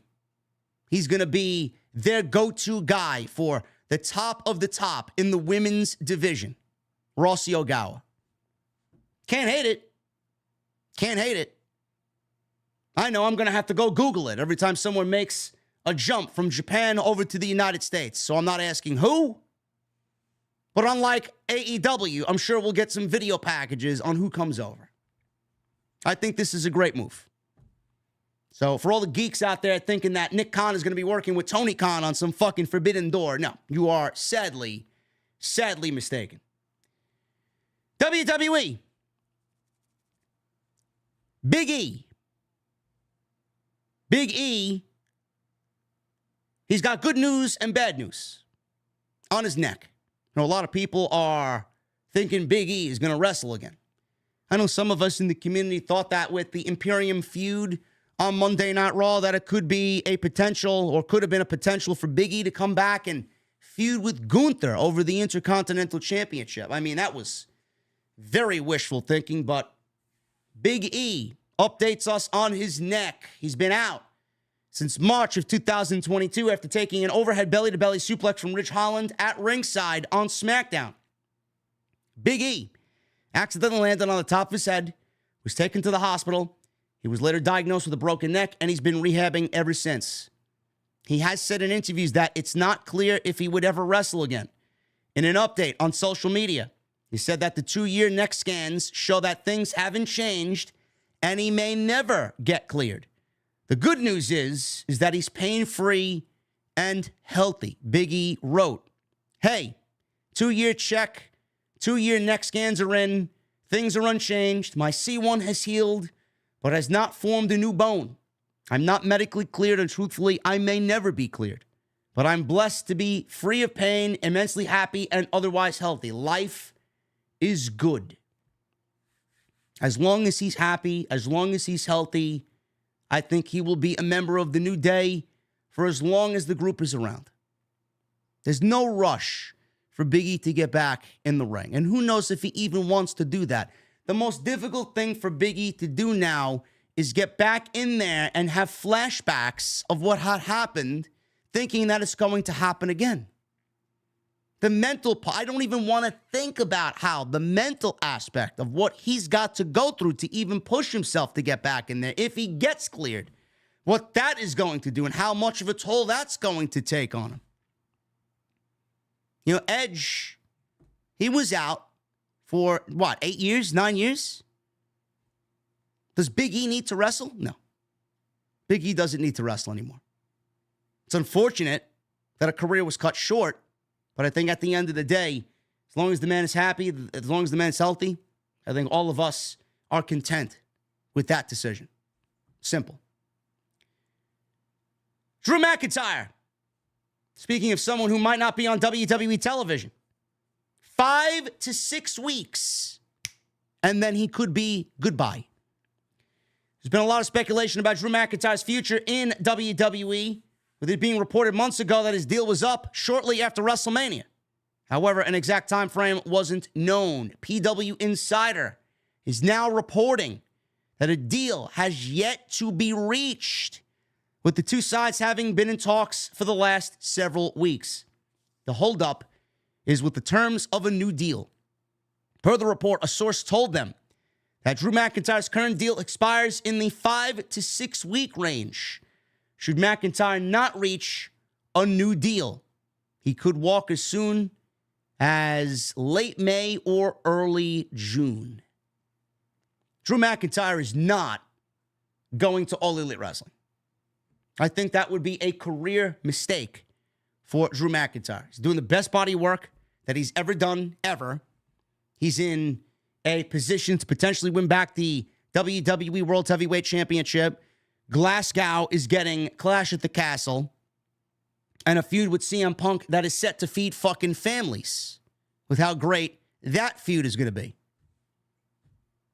With Punk right now not earmarked back before the summer, he's probably aiming for SummerSlam, which is the earliest that McIntyre and Punk match could probably take place. Whether or not it's for the World Championship, that remains to be seen. 5 to 6 weeks, great. Are we ever going to know? I don't want to know. Let the speculation run wild. What I'm thinking is, have McIntyre not say a fucking thing about his contract. Have McIntyre win the World Championship in a situation like Punk did against John Cena at Money in the Bank and recreate him winning the championship and blowing CM Punk a kiss goodbye with him leaving the company with the World Heavyweight Championship in Scotland. Goodbye. Imagine that. Just recreate Summer of DM Hunk. And then we get the match with CM Punk and Drew McIntyre at SummerSlam for the World Heavyweight Championship. Boom.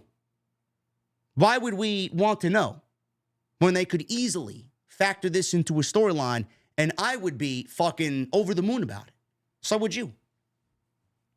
Him going to AEW, what exactly is he going to do in AEW? What? So he could waste away in a feud with fucking The Acclaimed? Look what they got Jay White doing. You want that for Drew Galloway? I know I don't.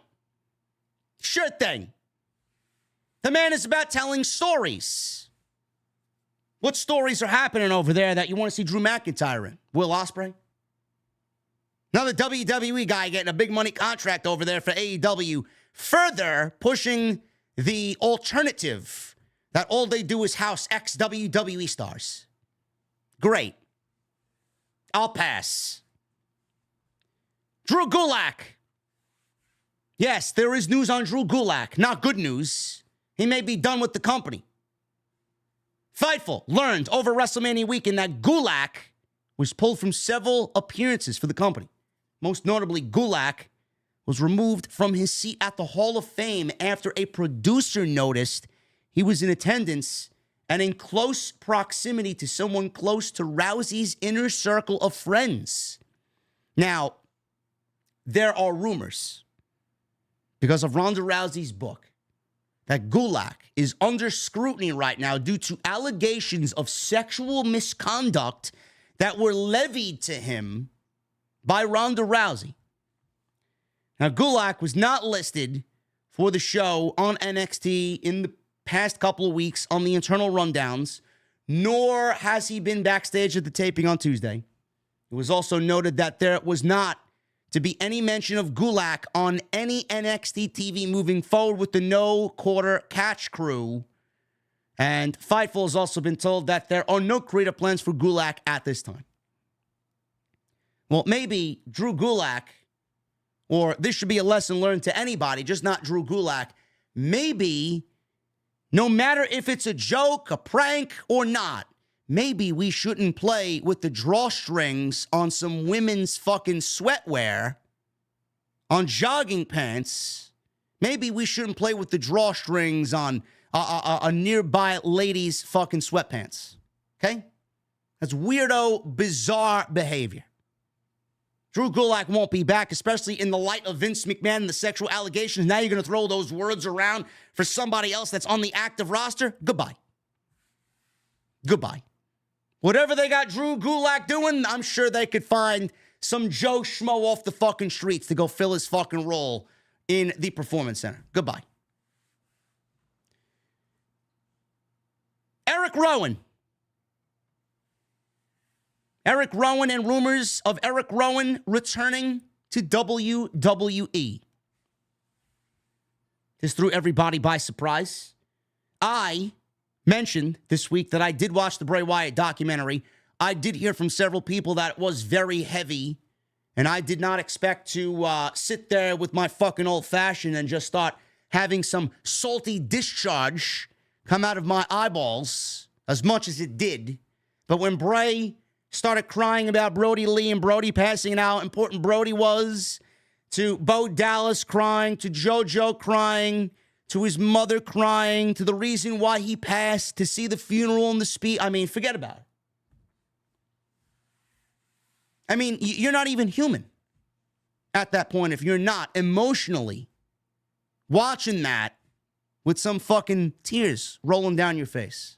What a sad story. At the end of this documentary, we saw a lantern with a figure who we presume to be Uncle Howdy, and a tease for Uncle Howdy's return to WWE television. Uncle Howdy obviously portrayed by Bo Dallas. ECPW, East Coast Pro Wrestling. This was the promotion that Rowan was pulled from this past weekend because of new contractual obligations, which makes it sound like he's headed towards a wrestling company that produces weekly television. The promotion wrote on Facebook, and I quote, "We have just received word this evening from Eric Rowan that unfortunately he will not be able to make his scheduled appearance next week at Coal Town Carnage." Eric stated that new contractual obligations are preventing him from making several dates, including ours. This is the first time in ECPW history that one of our scheduled stars canceled, and it's out of our control. PW Insiders reporting that Rowan was last seen in Pittsburgh last week, and that's where the talent is usually sent to get their medical tests done before they get signed. WWE's been dropping some teases this week on TV that hint to Uncle Howdy's return. The first tease we saw last week, well, actually, the first tease was at the end of the documentary, and then we got a tease last week on SmackDown during the Jade Cargill segment with Bianca Belair, and then we got something on Monday, yesterday, that was very weird. Bronson Reed also had a static intermission during his promo. There's a lot of weird shit going on, and WWE's playing the same game that they did right before Bray Wyatt came back for his second go-around in WWE. I like it. It gets people talking, gets people excited. Another name that could be in the mix, another couple of names, actually, that could be in the mix, Alexa Bliss and Braun Strowman. So we could realistically see Bo, Alexa, Braun, and Eric Rowan. Some sort of reunion for the Wyatt family. The thing with this is, and I love it, I do, it's got to be done right. It's got to be done in the way that Bray would want it to be done, or have it be done. The thing with Bray is, WWE had a problem with what Bray's vision was, and then kind of telling that on TV and then ending it with what they do in the ring. Like, the stories are great. His mind was always going. And sometimes what he was thinking would not translate to what needed to be done in the ring. And I think Triple H actually said that in the documentary. Like, this guy's fucking going 1,000 miles an hour. And my question to him always was, all right, that's great. I love it. Let's do it. But how do we get that from what you're telling me to in the ring? It's got to end in the ring, right? Bray Wyatt was more about moments. He was more about story. He was more about fucking, that horror storytelling. But how does that translate into what they do in the ring? That's what WWE needs to find a happy medium with. They can't go too crazy with Bo Dallas. They can't go too crazy if they're bringing the Wyatt family back. Bo is a great wrestler. Bray was a great wrestler. They never let him wrestle. Now, I don't know what his condition was when he came back, but they never let him wrestle while he was the Fiend. It was under this red lighting. It was just fucking garbage. I mean, it was all spooky. It was all theatrics. It was ridiculous. But he was a great wrestler. They never let him do that. The only time they let The Fiend wrestle when he wrestled Bryan Danielson in that strap match at the Royal Rumble. That was it. Other than that, everything was quick. Everything was just fucking very cringy. Oh my God, he's impervious to pain. Like, nobody wants to see that. The red lighting. Oh my God, he's immune because of the red lighting. He was all entrance and all theatrics and nothing. They didn't let him wrestle. Bo can wrestle. They need to let Bo wrestle. They need to have the stories play out so where Bo can finish it in the story, the story in the ring. They need to find a happy medium. They can't produce the same type of characters with Bo like they did with Bray. That's what I'm concerned with. But we are all excited about his return to television. It's been a long time coming. Anything to do with the Wyatt family universe or anything Bray related is going to be great. Clearly, they want to pay this off right. They want to honor him in the best way possible. I know that they will, but there's got to be a happy medium from story to how it translates to the ring, because that was the main problem they had with Bray. They never figured it out, and I don't want to see them suffer the same mistake again. Rhea Ripley. We will get into the Rhea Ripley talk. We have news on her injury and her time frame, and we are looking at 2,700 people in the chat. Thank you guys very much for sticking with me here on TNT. I'm glad that you guys are with me. And YouTube is broken. What do you mean YouTube is broken?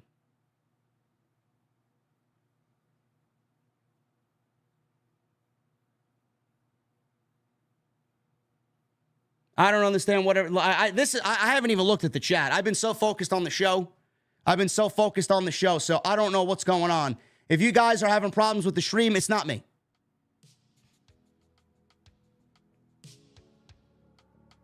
It's not me. I'm going to let the chat catch up.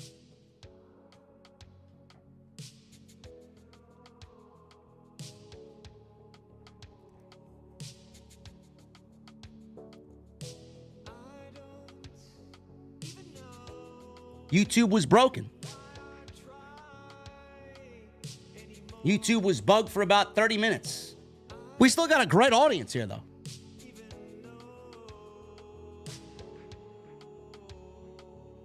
Yeah, it was not my OBS. I'll tell you that right now. We're all signs are good here. It's got to be YouTube, man. YouTube's been fucking up lately, honestly.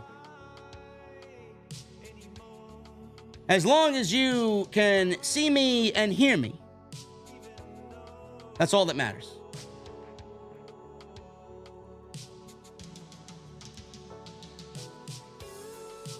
YouTube is having an outage.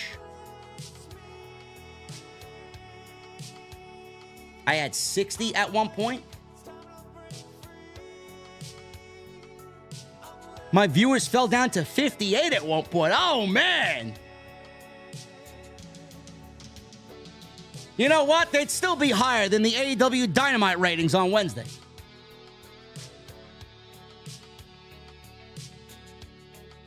Let me refresh my chat before we get into the next story. Hey, we're looking good.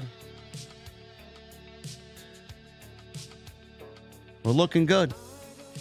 Hit that thumbs up, guys. Super chats. Get them on in. We'll hang out at the end of the show. Continue to hit that subscribe button down below. And turn on that bell for all notifications.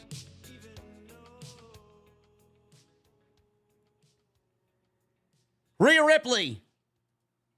Time frame for Rhea Ripley's return to the WWE. Last night on Monday Night Raw, Rhea Ripley had to vacate the Women's World Championship in the opening segment of Monday Night Raw, only to be taunted by Liv Morgan, who apparently she was about to feud with going into Backlash.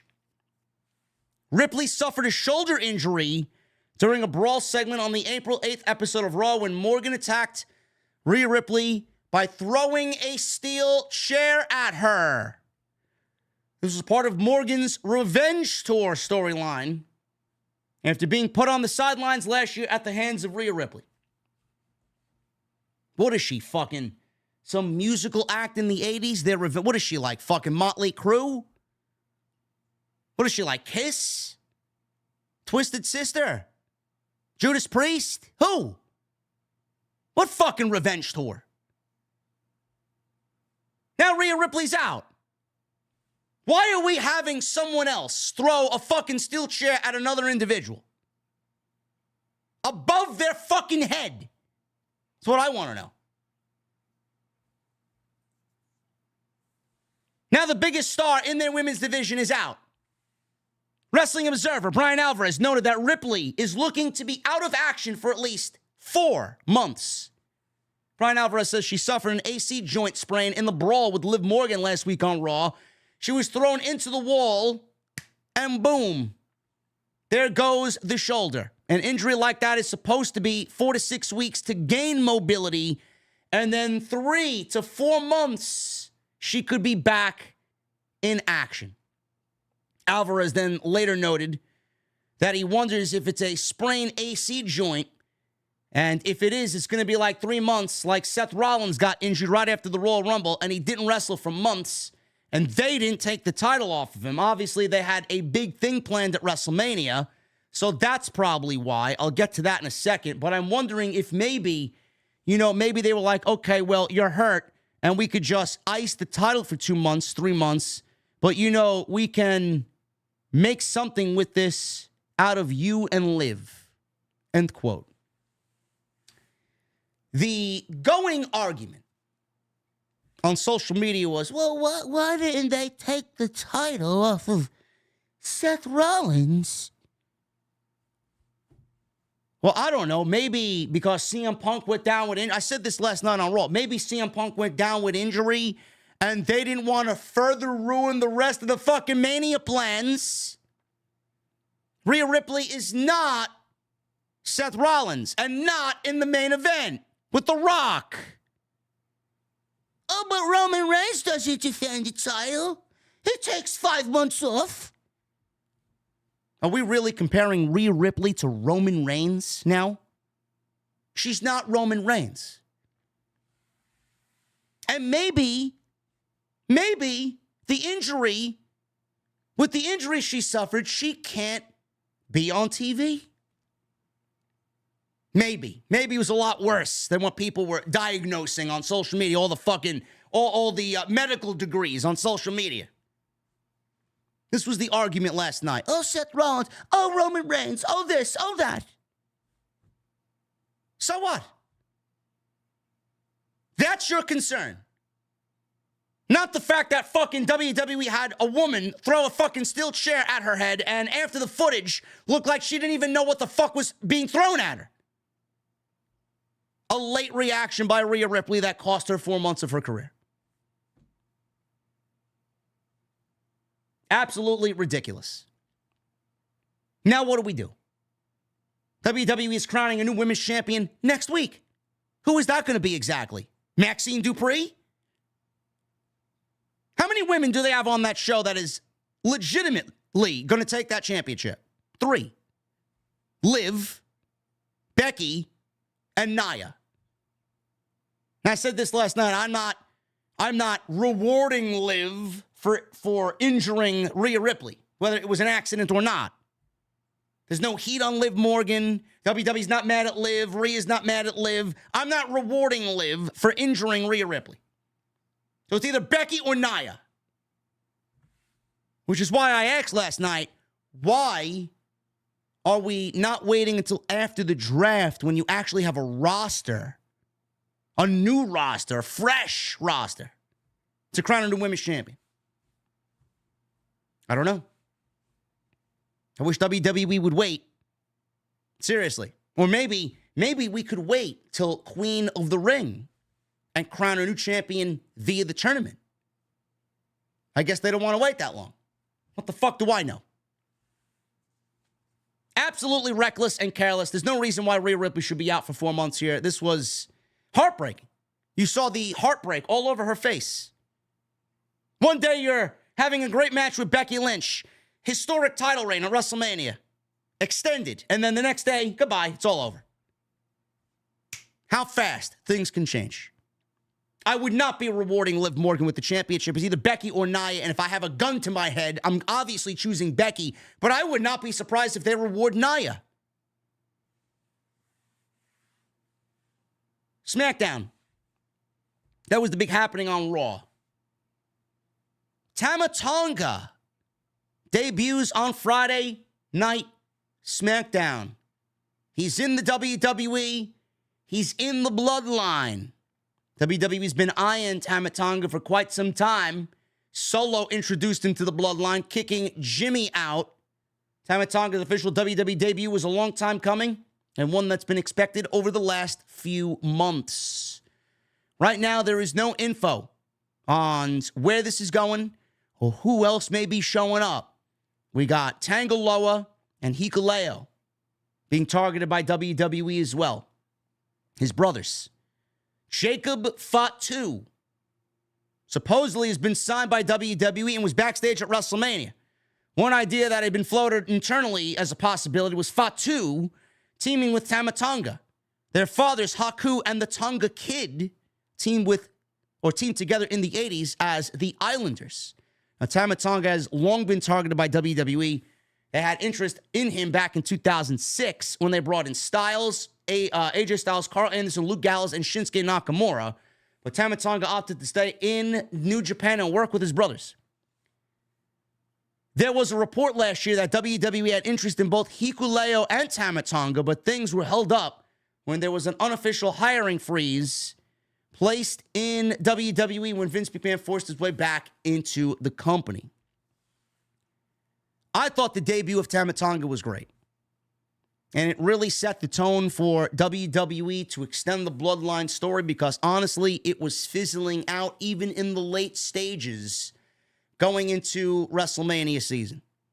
It was basically The Rock keeping everything afloat and everything interesting.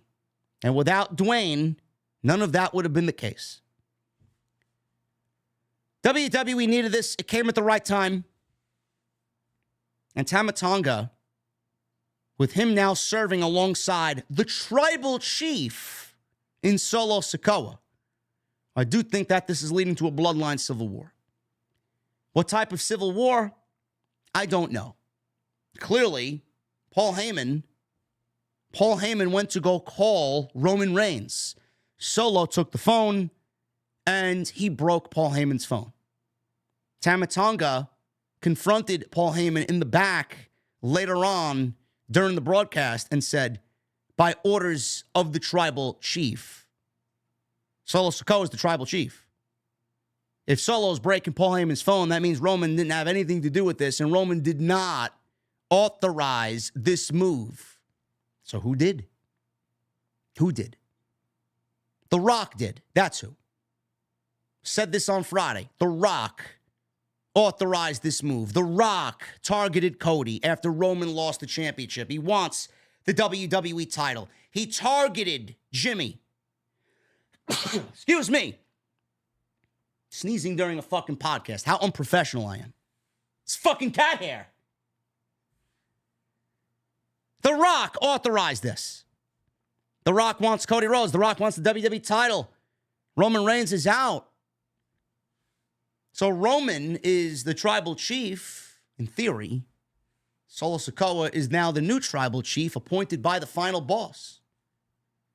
Then we're going to get Jacob Fatu. We're going to get him involved. You know when we're going to see Jacob Fatu? At Backlash. Jimmy Uso is out. Jey Uso is the other Uso that's going to be targeted now. Jey Uso was alluding that the Bloodline is adding members. You don't know where they're coming from. Who are they? Unknown. He basically alluded to another Bloodline member coming out of nowhere on Monday. He's wrestling Damian Priest at Backlash for the World Heavyweight Championship. You know where we're going to see Jacob Fatu? In that match, as he ruins Jey Uso's opportunity at yet another WWE title. And then this new Bloodline will be formed. So now we got a story within a story within a story within a story. The Rock hands Cody Rhodes something on Raw last week. What is it? I think it's a lighter. A watch, a Rolex. What is it? I think it's a lighter. Cody went on social media. It was a story that kind of flew underneath the radar. This guy's tour bus went up in flames. It was on fire. What if he handed him a book of matches? What if he handed him a Zippo lighter? Maybe The Rock tried to commit murder. I'd love if they turn it into that. I'm sticking with that. It's a little bit more intriguing if Rock handed him a fucking book of matches or a lighter and he's the one who perpetrated the fire. Love it. Don't go break my heart again. You know exactly what this is. You don't even need to open your hand. That's what I'm going with. Said it on Monday. Someone tipped me off. JD, what if it's the lighter? It's a great idea. Then we get this. Rock pulling the strings in the civil war of the Bloodline. Appoints the new tribal chief in Solo Sikoa. Has Solo go out and get Tama Tonga. Has Solo go out and get Jacob Fatu, who ruins Jay. Now the story is Roman's going to be back. Roman's already on the outs with both Jimmy and Jay. How are they going to get them back together? What is Roman going to say to convince Jay to come on back to the Bloodline? We're going to get the original Bloodline against the new Bloodline. We may not see Roman till SummerSlam. We may get Roman versus Solo Sikoa. We may get Roman versus Jacob Fatu. We may get a tag team match with the Usos back together against Jacob Fatu and Tama Tonga. Or Jacob Fatu and Solo Sikoa. Where's Paul Heyman going to stand? Is he going to be with the final boss? Is he going to be with the tribal chief, Roman? I mean, this all gives the Bloodline now a new lease on life. How many different stories in this thing? Who else is going to show up? Will this eventually lead to War Games? Imagine that. Roman leading the Bloodline, the OG Bloodline, against The Rock and his Bloodline. Some people are fantasy booking Sami Zayn getting involved. Getting the honorary Uso back involved. Who knows if he's still IC champion at that point? I don't know. That'd be one hell of a story, though. And then this is going to lead to Roman and Rock at WrestleMania 41.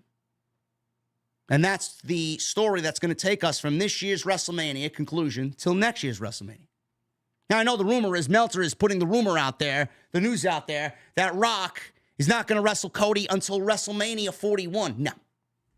Now, Rock versus Cody at SummerSlam. That's when you do it. The long game is Rock and Roman at 41, and the long game is taking Roman and turning him into the biggest babyface in the company. I said it during the press conference, said it when Drew was on this show, and I said it several weeks following that. That is the long game. Roman becoming a babyface. As you see him now, they're not going to change him. That's what they're going to do. That's the story WWE needs. And that's the story the Bloodline needed because it was fucking fizzling out big time. We're headed towards a civil war. And that debut with Tama Tonga kicked things off in a brilliant way. Shifting gears to AEW here. The Motor City Machine Guns are headed to AEW. They are AEW bound. They were TNA. They formed the tag team in 2007 and have found success in every promotion that they work for. Ring of Honor, New Japan. They've worked in House of Glory, had the fortunate pleasure to call their matches alongside Solid Monster in House of Glory. Alex Shelley, unbelievable at what he does. And the Motor City Machine Guns are one of those tag teams where, man, if you've never seen them wrestle, holy shit, man. They will dissect you in ways that is just beautiful as far as tag team wrestling is concerned. So they finished up with TNA on March 23rd. TNA had hopes of keeping them, but that's not the case. I wonder how the dismissal of Scott D'Amore factored into that. Cassidy Haynes of Bodyslam.net has broken several stories in the past, reported this news as of today per sources. The two sides are working on finalizing the terms of the deal, something that is said not to be done for a bit, but the decision has been made and a deal will be worked out. Tony Khan already said that he's over budget, yet he just keeps signing talent. I, just like Okada, would have loved to see the Machine Guns in WWE as they revitalize their tag team division, but I do think that they probably are a better fit for AEW. It's going to be great. It's a great pickup. I can't say anything bad about it. I mean, AEW is getting a great tag team. I just hope that this coincides with genuinely rebuilding the tag team division the way that it was in year 1, year 2, going into year 3. Because for the last couple of years, the AEW tag team division has fallen off a fucking cliff. So I hope we get, with the machine guns coming on in, we get back to that. It's a great signing for AEW. Tony Khan has had a week that he would like to forget. This man revealed the All In footage on Wednesday with Jack Perry and CM Punk. And this man continued to double down on it and basically say it was done because AEW's got a pay-per-view in Dynasty that they're trying to garner interest for. Really now? Couldn't do that without showing the footage. I find that very difficult to believe. Or maybe with this fucking hack of a writing team you got, maybe not. So, this all started with Ariel Helwani and the CM Punk interview. If Helwani didn't interview Punk, we wouldn't have gotten the footage. Point blank, period. There were rumors going around that the Young Bucks were not in favor of the segment. Fightful reported that this wasn't true and that they were all fine doing the angle. FTR were given a heads up about the decision to promote it and signed off on it. And we're in the line of thinking that it adds to the story or buzz around the match with the Young Bucks. And if that's the case, they are fine with it. There are no issues between Punk and FTR as a result of this story or the footage airing. Within WWE, there were plenty of people talking about this situation, but most that Fightful spoke to were exhausted after WrestleMania week. They heard no particularly surprised reactions or anything that happened that anyone didn't expect. CM Punk is not getting punished. He's not getting fired or scolded or fined or anything like that within WWE. There were a few wrestlers who considered a video or the video a self-own, and others who said they simply didn't care and were watching Dynamite to see the footage out of curiosity. A longtime name that has been in WWE and AEW said that this is no worse than anything that happened back during the Monday Night War era, and there are examples across the board of this happening back then. That long-tenured name was not given. There's only two people that come to mind. It's either Cody Rhodes, and if it's not Cody Rhodes, it's Shawn Spears, because he just ended up over there, and he spent all 5 years in AEW. The prevailing hope backstage was that this hopefully benefits Jack Perry, both in his reaction from the crowd wrestling in Chicago. He had come out in Chicago during their Windy City Riot show for New Japan. He came out wearing a black leather jacket that said Cry Me a River on the back. Came out with fake security guards and the Chicago flag. He did the GTS. Great. Play into it. Play into it. What else are you going to do at this point? You've already ruined your fucking career, so why not? Elsewhere in the AEW locker room, there were natural wish someone else would have gotten that TV time instead of showing the footage. Several in AEW felt like they were in a no-win situation after CM Punk's Ariel Helwani interview. Him poking fun at Ospreay, Triple H poking fun at Ospreay, Michael Cole referencing AEW, Pat McAfee taking cheap shots at Tony Khan and AEW. There was no concern from any talent that Fightful spoke to across any company that this is a company killer. And most everyone agreed that the online discourse was something that AEW likely expected. Tony Schiavone said his head down during the segment was him selling the fact that the Young Bucks were heels and they were doing what they were doing. A lot of people referenced that he looked the same during the dying days of WCW. But Tony Schiavone is a fucking hack. Tony Schiavone is a shill. What do you expect him to say as a working fucking head in AEW? You expect him to go out there and say, yeah, man, I felt the same way I did during the dying days of WCW. Of course, he's going to go on his platform and tell you it was not what everybody was saying it was. We were all embarrassed. It backfired. Let's be real. Do you expect the company to tell you it backfired? No. It's worth remembering that reactions like these are based on the responses that Fightful got and are subjective in nature. So then, we get the days go by, and Tony Khan basically says this, because he was asked, does he regret airing the footage on Dynamite for All In? He says this, and I quote, I think it made a lot of sense. Really now? First of all, the Young Bucks FTR ladder match is coming up at AEW Dynasty for the World Tag Team Championships. This is the 4th chapter in the FTR Young Bucks saga. I believe they are 2 of the greatest tag teams in wrestling, 2 of the best on the planet. They last wrestled. The Young Bucks FTR 3 was at Wembley Stadium at All In. A lot happened that day. Those guys at one point, they were the 3rd match on the pay-per-view, and at one point, it looked like we were going to have to call them, and they were going to have to wrestle the 1st match. They ended up going on in the spot that they were in, but the Young Bucks said the whole day, everything that happened, it affected their mental preparation. They weren't able to pray before the match. They weren't able to pray before the match. They were very stressed out. They slipped on the banana peel, lost the match, and they blamed FTR and what happened at Wembley Stadium for their loss. In hindsight, that's why they refused to shake FTR's hand. We've seen the Young Bucks change a lot. We saw them get really dark during the retirement run of Sting.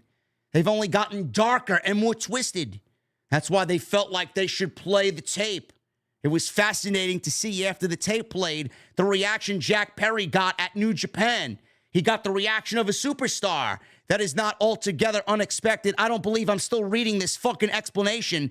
Altogether unexpected. It's something very interesting. Perhaps a side effect of this, Jack Perry is already a big star in wrestling. Really, the way the crowd connected with him in Chicago, that was interesting. It leaves a lot of intriguing information going into Dynamite and AEW Dynasty. This man was asked if he regrets the all-in footage airing on Dynamite. Tony, this is a simple yes or no answer. This man sat here and gave us 20 minutes of a fucking explanation for a yes or no answer. That's all you needed to do. First of all, I got to pull it up. I got to pull it up because I know for a fact, I just want to call the creative team out. I just want to call them out.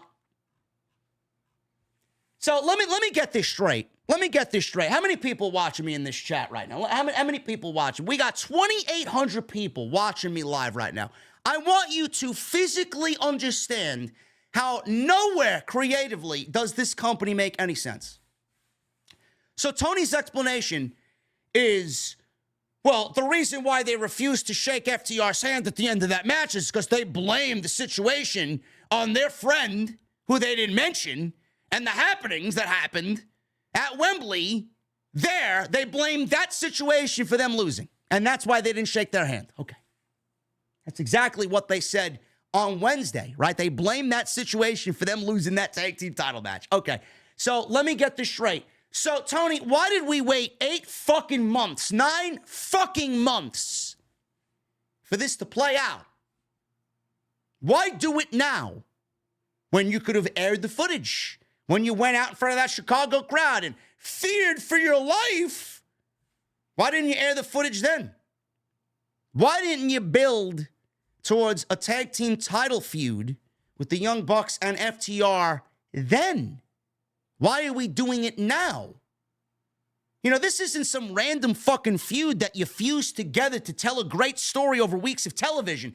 They both ended up in the same fucking tournament and coincidentally ended up in the same final. The tournament is the story, not this.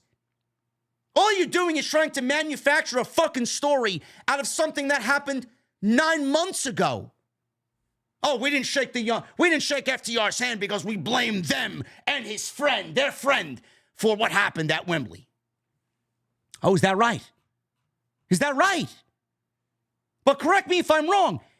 Didn't we get Matt and Nick Jackson teaming with FTR at All Out a week later, teaming against Bullet Club Gold at All Out. So you didn't shake their hand at All In, and you went and tagged with them at All Out, and now you're blaming them? You're blaming the situation at All In for why you didn't shake their hand and why you lost the match. But I'm looking at the line sheet here.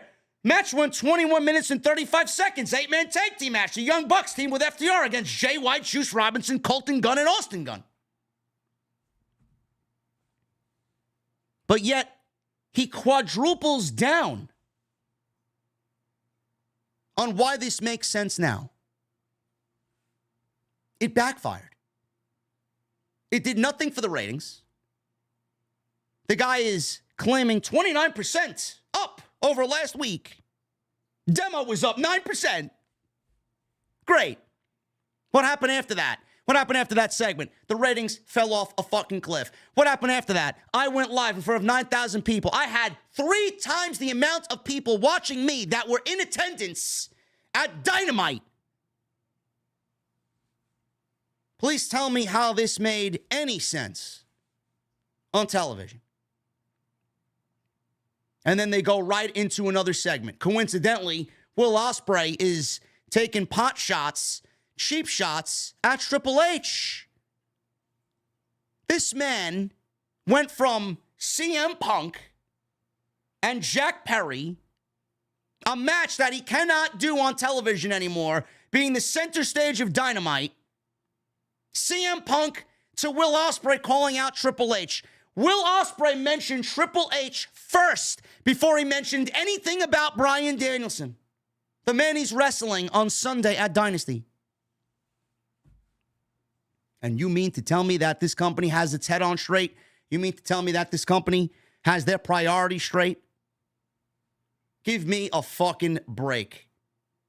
Valuable television time wasted for this segment that did nothing to enhance a story, that did nothing to make your show better, and all you did was promote a guy who's not there anymore, and Will Ospreay promoting the fucking boss of another company who you can't stand.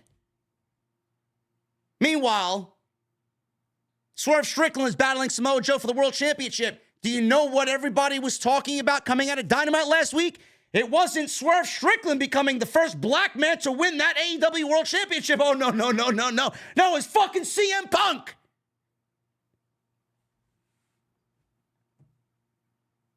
Yet people think I'm negative about the company. AEW is negative about their own fucking company. All they do is breathe negativity. Don't blame me for being negative on a company that fucking loves the negativity. Their boss loves the negativity. I'm just here to give you guys the upfront and honest truth. If they don't listen, I don't give a shit. I'm going to continue to give them the tough love that they certainly need. I did it with Triple H. I did it with Vince. And now I'm going to do it with Tony Khan. Because that's what a fan does. These fucking lowbrow creators, these boring creators who fucking treasure their media passes and treasure their connections, who then want to say, oh, I only go to 2 scrums that AEW has invited me to in the last 10 years. No, but you shill them off to everybody else on your fucking team that doesn't know a fucking thing about anything, who have no audience. Now just give it to them undeserving fucking losers, who even them are taught to not say anything negative about the company. This is why people get so upset. If more people were upfront and honest about AEW, maybe they wouldn't be in the fucking position that they're in. It's me, BC, Solid Monster, Don Tony, and whoever else, handful of people that offer up the proper criticisms to AEW that they deserve. We don't sugarcoat anything here. How many fucking people watch these boring creators and all they do is offer up, well, what do you guys think? Give me your $10 super chat and let me know what you guys think. Those are the people that you're inviting to the fucking scrum? Oh, but they work hard. They're hard working. Fuck out of here. You gotta be fucking kidding me, man. Yeah, working hard at what? Oh man, is it over yet? Fuck out of here. Ridiculous. Tony Khan, quadruple down on this. Great. People in AEW were said to be really frustrated over the footage airing. No shit. They can't say anything because what are they going to do? They're going to voice their concerns against a company that refuses to acknowledge when they do wrong? Sammy Guevara went out on social media and said something along the lines of, enjoy something good fucking pro wrestling. What did he say on social media? I got to look it up. Tone deaf, if I ever seen it. He said, enjoy wrestling and shut the fuck up, he says. April 12th. It's great. Nice to know what they truly think of their fan base. Because I'm a part of their fan base. I care. I complain because I care. I criticize because I care. They were really frustrated. Dave Meltzer discussed the internal reaction to the footage being shown on Wednesday. I asked around, says Dave, and the basic thing was, look, it's over and done with. This bad chapter in the history of AEW, it's over with. At no point when he can say whatever he wants, who cares? There were a couple people who were going, like Adam Page, never got to answer back and won't and never will answer back because he doesn't want to be whatever. But most people are just like, we're over it. It's not a part of our lives anymore. It's not a part of our company. Forget about it. Now, here we are. And as soon as Tony did that, then I started to hear from people, and it was like, who are just really frustrated, going, you know, the whole thing is back, and there's things that have happened. People have made, you know, have been made to look bad now, and they can't answer back, and because you don't want to, you know, it opened up a wound that they needed to be closed. They needed to move past this. This doesn't do AEW any good. I mean, if I'm Punk, I'm laughing about it. Honestly, if I'm him, I'm laughing about it. Yeah, it made everybody look bad. CM Punk looks like a fucking saint coming out of this. All these bedroom streamers, these hard workers, these little hard workers in the community, man, they dissected the footage and they still fucking dissected it wrong. Oh, CM Punk threw the first shot.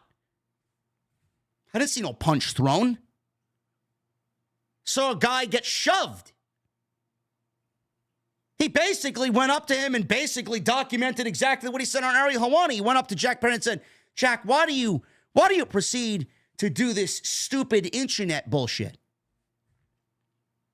There was no audio in the footage. How the fuck do you know what Jack Perry said? Oh, Jack Perry was an innocent bystander. He raised his hands and fixed his hair, and CM Punk sucker punched him, pal. How the fuck do you know what he said? Jack Perry could have said, fuck your dog. He's an ugly piece of shit. Fuck Larry. How the fuck do you know what he said? Your wife's a whore. The fuck do you know what he said? Couldn't hear him. He shoved him. Put him in a headlock, like he said. See Tony Khan's arm waving over the fucking, the TV monitor there so it doesn't fall over. CM Punk doesn't lunge at Tony Khan. I don't see Tony Khan's life in danger.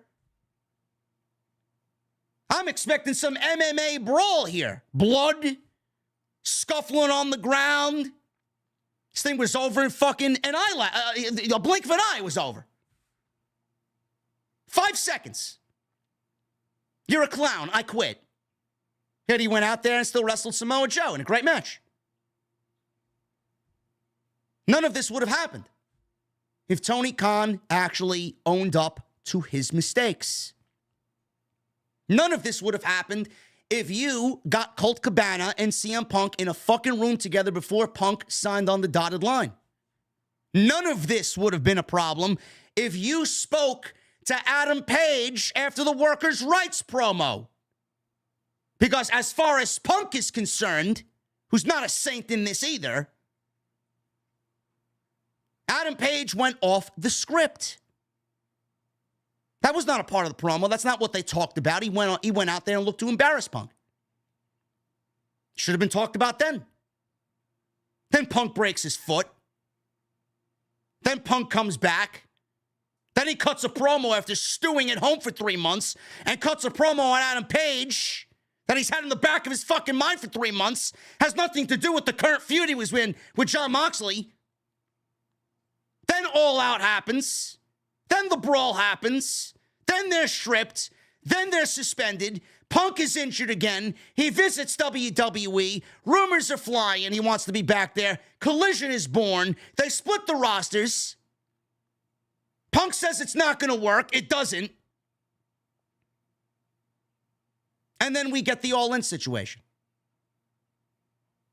And CM Punk is still their biggest star 9 months later. And they're pawning it off as, oh, it's used for story purposes. Sure. Sure thing. Then they made the match with FTR into a ladder match. So we go from a tournament to the all-in footage to a ladder match. Well, they're really fucking going all out for this one, man. Wow. I didn't care about this fucking feud at All In. Now you're expecting me to care for some fabricated, fucking manufactured bullshit? It didn't do anything emotionally for me in London, and I was there. And it's not going to do anything for me on Sunday. What can the Young Bucks do in a ladder match that we haven't seen before? It's a company that just cannot admit when they are wrong. Then Tony Khan has this gem. He says he welcomes competition in professional wrestling. Oh, yeah? From who? Who's your competition? Is WWE your competition? Why are you concerned with WWE? If you paid less attention to what Triple H was doing, maybe Dynamite would be better off for it. Tony Khan seems to be open to the idea of working with WWE. He certainly is welcoming the competition that WWE and other wrestling promotions bring. He spoke to IndieWire. Tony Khan mentioned that competition plays a major role in the recent success of pro wrestling. There's a number of big factors that would play into why wrestling has seen such a great renaissance in recent years. I think it comes from the great competition in wrestling right now and the fact that there are so many great stars competing right now. Everyone knows that the most real thing in wrestling is the competition between the companies. The companies hate each other. And it will be a natural resource that powers the industry. They want to beat each other and take everyone's free agents, and that makes it interesting for everybody else. Tony Khan welcomes WWE to work with them. No shit. WWE will never be put in a situation where they want to work or need to work with AEW. WWE would rather close its doors forever than give any spotlight to what Tony Khan is doing. Then he says the companies hate each other. Didn't you send Adam Copeland out 2 weeks ago on Dynamite talking about there's a lot of negatives in the world of pro wrestling? Let's talk about the positives. Didn't you send him out there like a fucking gopher and have him spew some bullshit that also wasted valuable TV time that Will Ospreay said, oh, I got 5 minutes. You know, TV time is valuable. Yeah, you're airing CM Punk footage. Yeah, Will Ospreay's out there talking about Triple H first before his fucking match with Bryan Danielson at the pay-per-view. And then you got Adam Copeland doing this fucking rah-rah bullshit.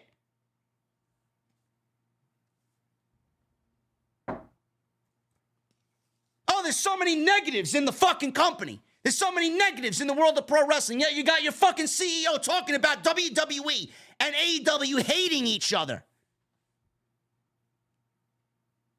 Is this man mental? I mean, how many Tony Khans are there? There's got to be multiple versions of Tony Khan somewhere.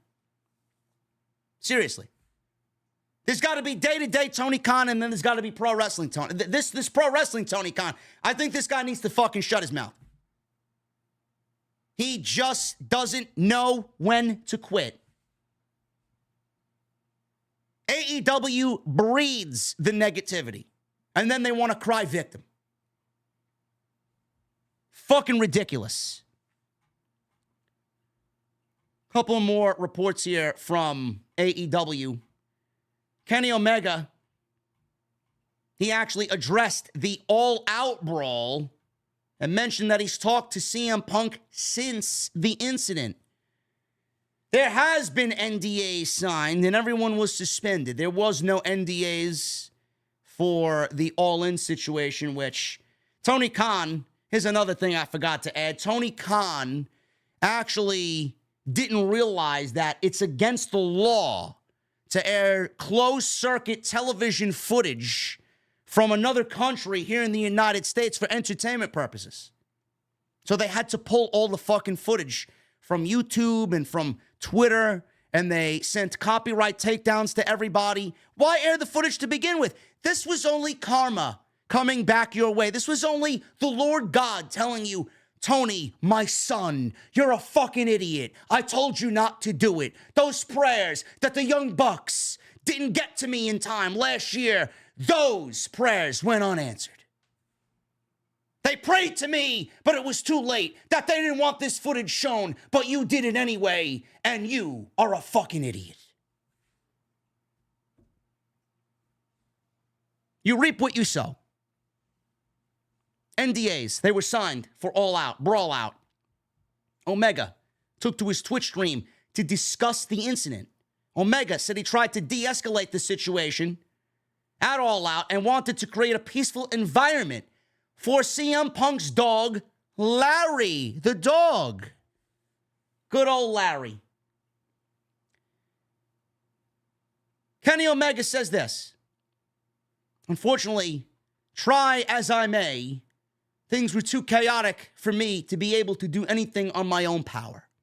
I believe it was in that instance when I realized that way that I wanted to go about things wasn't necessarily the way that other people wanted to go about them.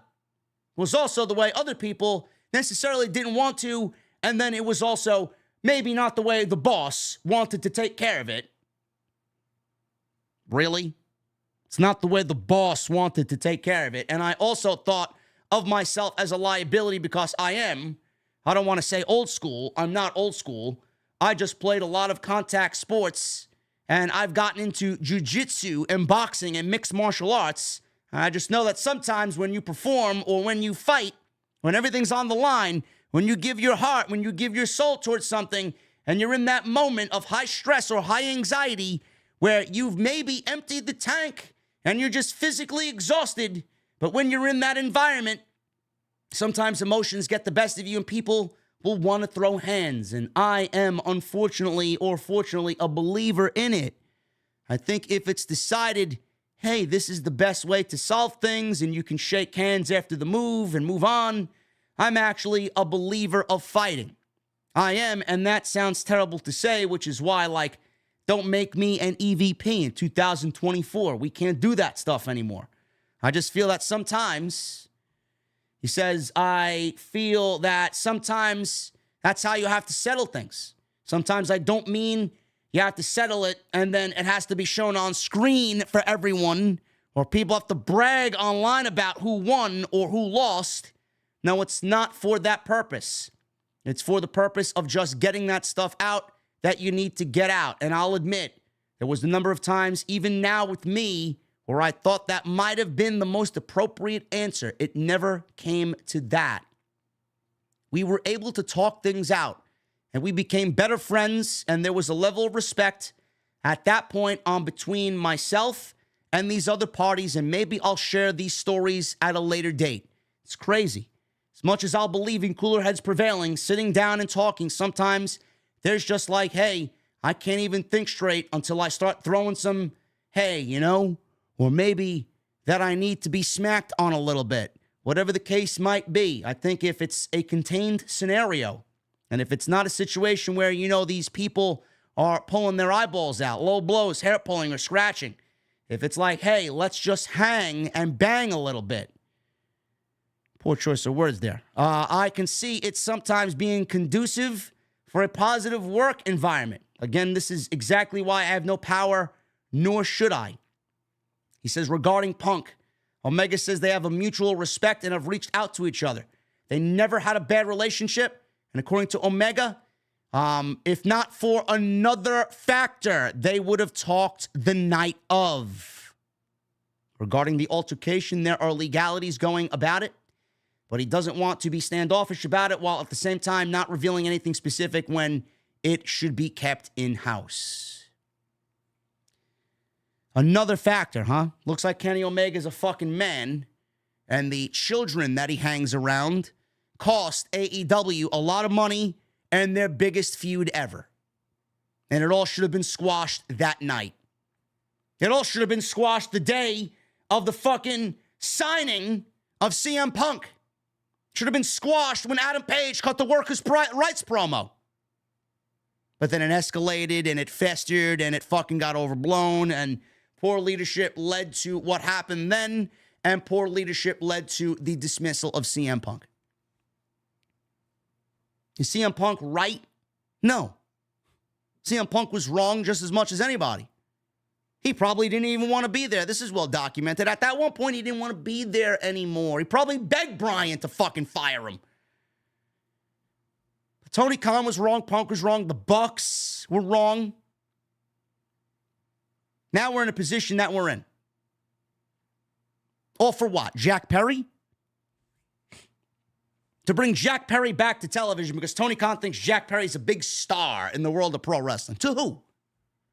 The fucking virgins online with fucking 10,000 followers? Who have a fucking, an avatar of Jon Moxley for their Twitter profile picture. Give me a break. To bring Jack Perry back to television. Is Jack Perry going to be the longevity that AEW needs? Is this going to lead to some major story that fucking gives AEW their story like the Bloodline has on WWE television? Jack Perry going to be the pillar of AEW? Are they going to build a company around Jack Perry? Or is it going to be another fucking segment that draws interest for the first week and then dies 1,000 fucking deaths the next? All for Jack Perry. What's going to happen on Sunday? Is Jack Perry going to help the Young Bucks win the fucking tag team titles? Great. Real story there. A non-factor on television that's going to fucking get a rise out of the biggest geeks and the biggest virgins in the community. That's what this is being done for. If you genuinely think that this is to build Jack Perry up and it's going to equal great television, your great television has long passed you by. Your greatest payday has long passed you by. Your biggest match has long passed you by. Now we're here 9 months later with you still clinging on to relevancy because your failed signings aren't bringing in the interest because of shit creative. Now you're hanging on to something that is 9 months old to tell a story going into the summer when it should have been done last year. 9 months ago with a guy who's not even there anymore.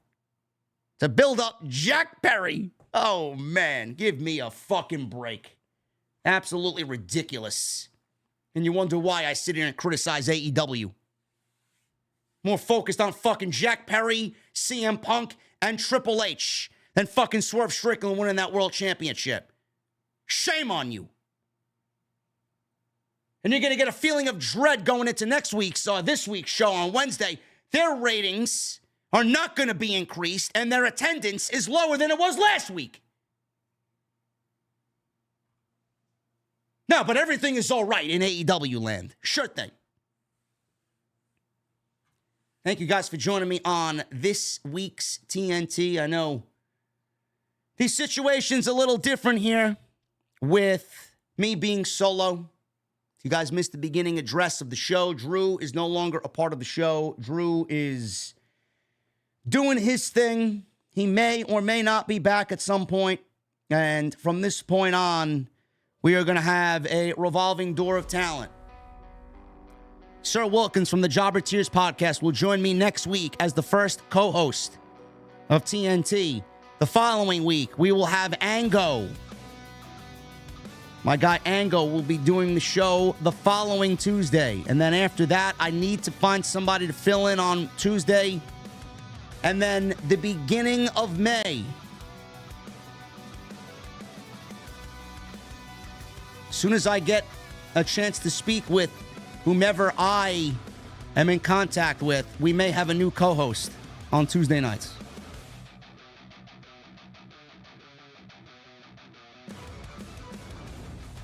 Drew did not drop... Frankie Zito, get out of the chat. Drew did not drop me. Drew did not drop the show. Hooligrim dropped you out of the fucking chat. Goodbye.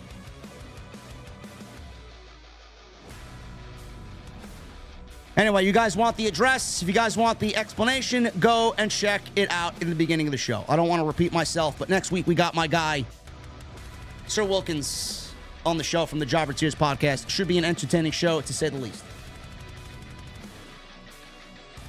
Follow me on social media at JD from NY206, Twitter, Instagram, TikTok, Cameo. Hit that subscribe button down below. Turn on the bell for notifications. Go check out all the content on the channel. We were live on Monday for the Raw Post Show.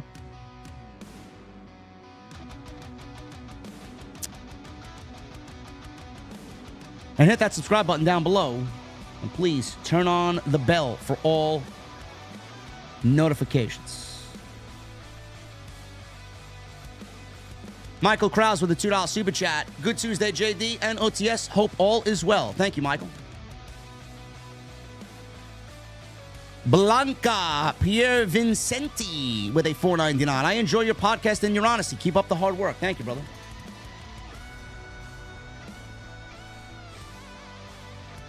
Tank Woe with a new membership. Black Wolf Inc. with a new membership. Thank you, gentlemen, very much.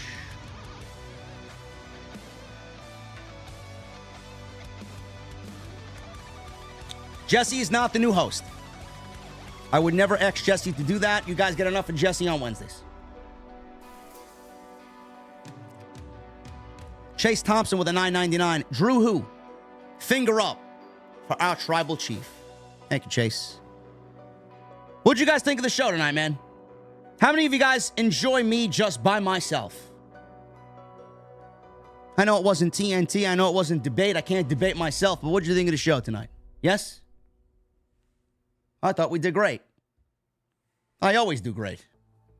I was actually nervous a little bit coming on here doing this explanation because everybody's got some fucking theory. It ain't as bad as you guys made it out to be. Travis Drum with the 20 months just wanted to drop in and show my support. JD and the rest of the OTS family will finish watching when I get up in the morning. Thanks.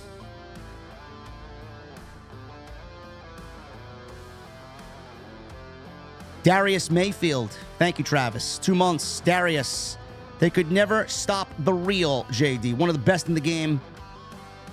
And hashtag chop on, brother.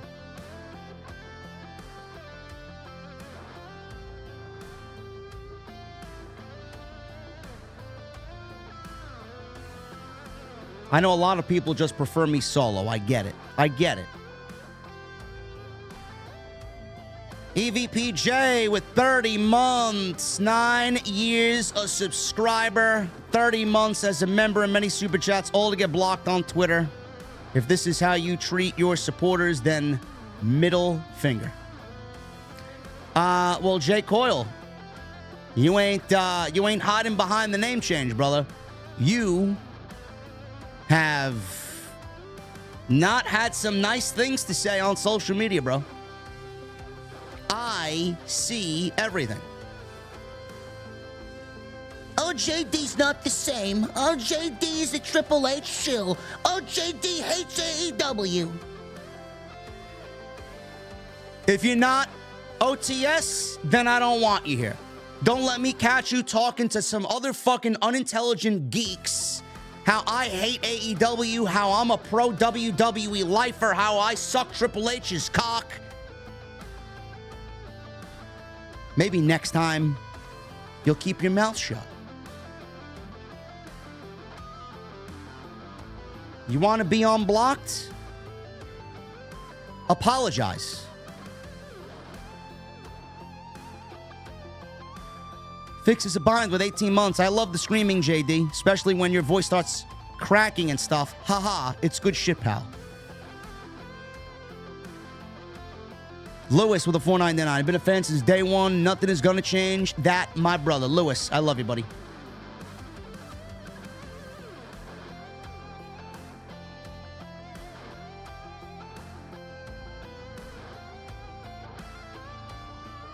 That's exactly it. OTS, no tribalism here. Andy Suppers with a $5 super chat. JD, here's to the grand plan. Here's to the OTS family for life. Thank you, brother. Eclipse 676 with a $19.99. Men make agreements, show respect through the process, wish each other and their families the best. Whatever the reason is, it's between them. That is all anyone needs to know. Wishing JD and Drew nothing but the best. I love Drew. I've broken bread with Drew. I've had drinks with Drew. Drew's been over the house. Drew will continue to work with the OTS family. You guys made something out of nothing. Arrangements with a $1.99. Have you considered Ibu from Wrestling Purists? I'd love to get Ibu on the show, but Ibu works a real life job, and Ibu is not always on camera. I'm going to need him to step up his game. The visual department, the microphone department. I can't have him sounding like he is on Wrestle Purists. Half of them sound like shit.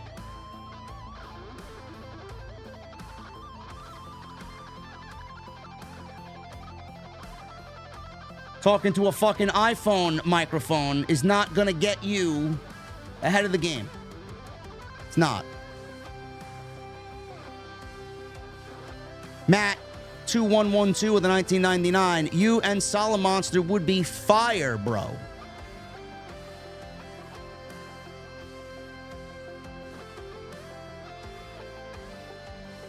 Darius Mayfield with an $11 super chat. Ones in the chat.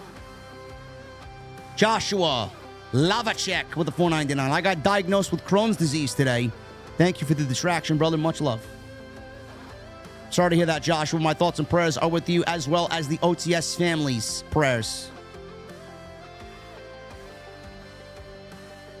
Phil with a $9.99. Phil, I got your DM on Twitter. Thank you, brother. I'm very interested in the next 2 weeks of TNT. Never heard of Sir Wilkins, but I trust your process. I do, however, know Ango, and he's a great fit. The true fans will continue to support TNT OTS for life. Thank you, Phil. David M with a $100 super chat. David M. Thank you for your donation, brother. Shamroll with a $5 super chat. Pretty sure you could talk wrestling with a broomstick for 2 hours, and this would be a better show than most of the other wrestling shows online. I try. I just need to be properly hydrated. And I'd love to throw some commercial breaks in between.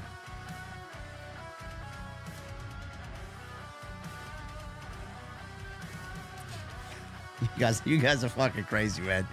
I swear to God. Clone Force 99 with a $4.99. Geekdom 101 has 2 channels, and World of Geekdom is the channel he covers WWE and AEW on. Geekdom 101 and good mic work. Just Alex, Solomonster would be good guests. I did have the opportunity to listen to Geekdom. I'm not too keen on his microphone sound. But he's got the attitude and the language that I like. Bradley with a $1.99. What about Jesse for the 3rd week? No. Love Jesse. But no. You get Jesse on Wednesdays. Why would I want to make Tuesdays into Wednesdays?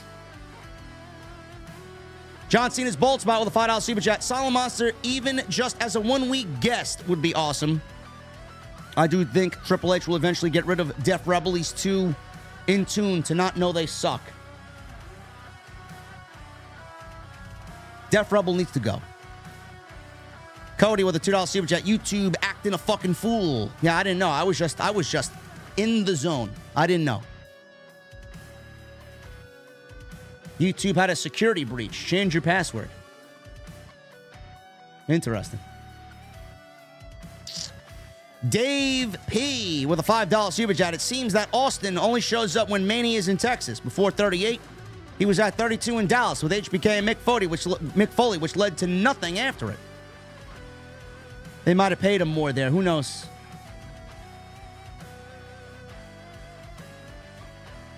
El Ray with a $4.99. Hey, JD, love the pod. Greetings from Alaska.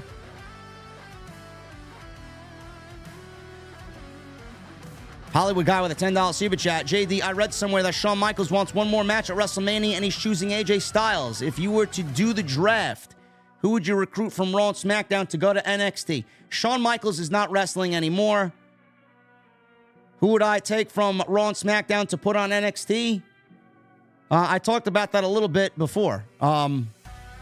Anyone that's not really being used in a prominent way on the main roster. Chelsea Green, Piper Niven, Maxine Dupree,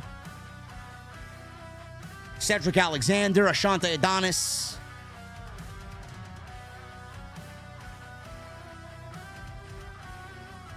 TK Banks with a $10 super chat. Slot NXT on Wednesday. Head-to-head with Dynamite. Get them on the road and out of the PC. Have the Bloodline be the draw for that NXT. Imagine seeing Rock Roman on NXT. That would stick it to AEW. No. Absolutely not.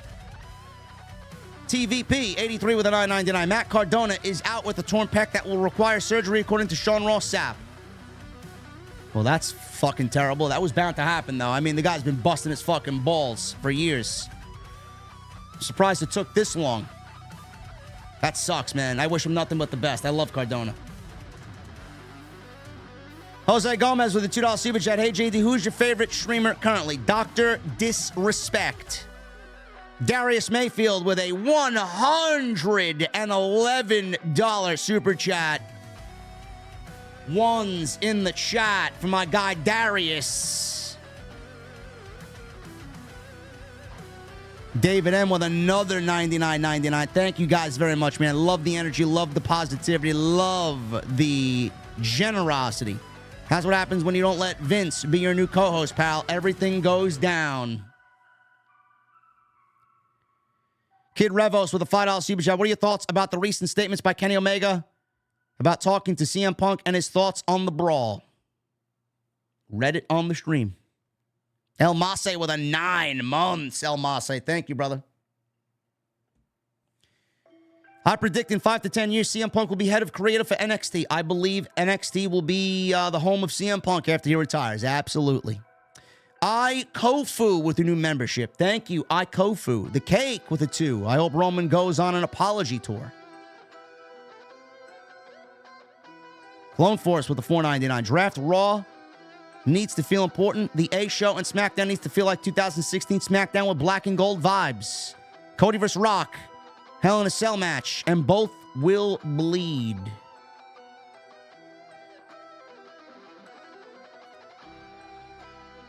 Campaign Poppy with a $4.99. What about Zilla Fatu? He's got to have some sort of play into the new Bloodline story. Or Lance Anoa'i as well, I would say. Micah with a $1.99. When will we be back at the Beer Garden OTS venue? Micah, that is Memorial Day weekend. Nick S with a new membership. Honestly, I could have used the fucking Beer Garden with how warm it's been the last couple of days. I could have been in the Beer Garden, honestly. Could have been in the Beer Garden tonight. Nick S with a new membership. Thank you, Nick S. BD with a $9.99. I remember old videos of you talking about you going through hard times and throwing support to others in hard times. Connected by love of pro wrestling. One word, authenticity defines you. Thank you, BD.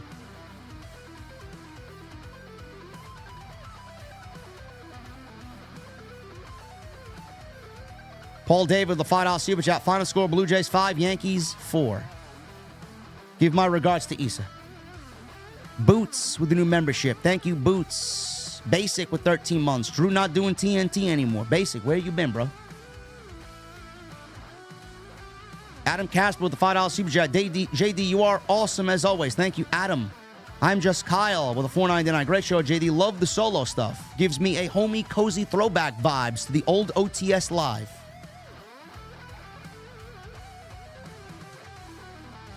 Hologram, I'll see you later, bro, if you're out of here.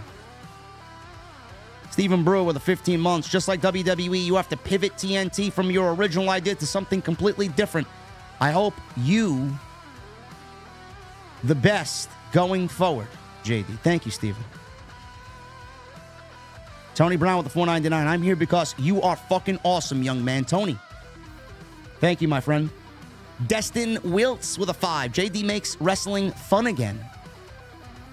You guys make it fun for me to do this thing that I don't even call a job.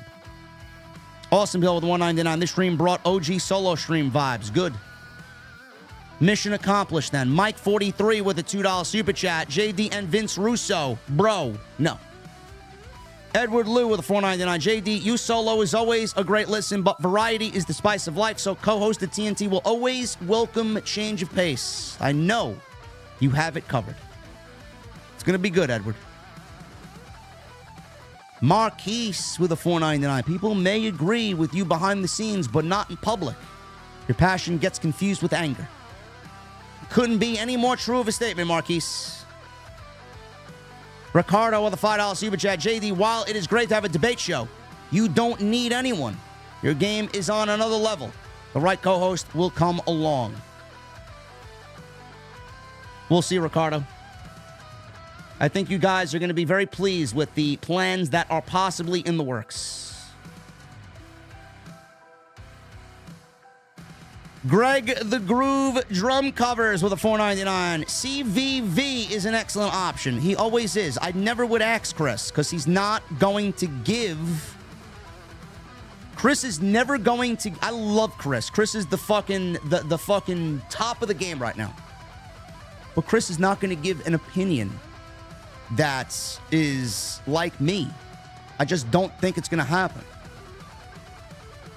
He'd be at the top of the list, but I don't ask out of knowing that's already the way it's going to be. Denise Salcedo doesn't get vocal dynamics and not yelling every effing word she speaks. First thing you're taught in school, don't yell.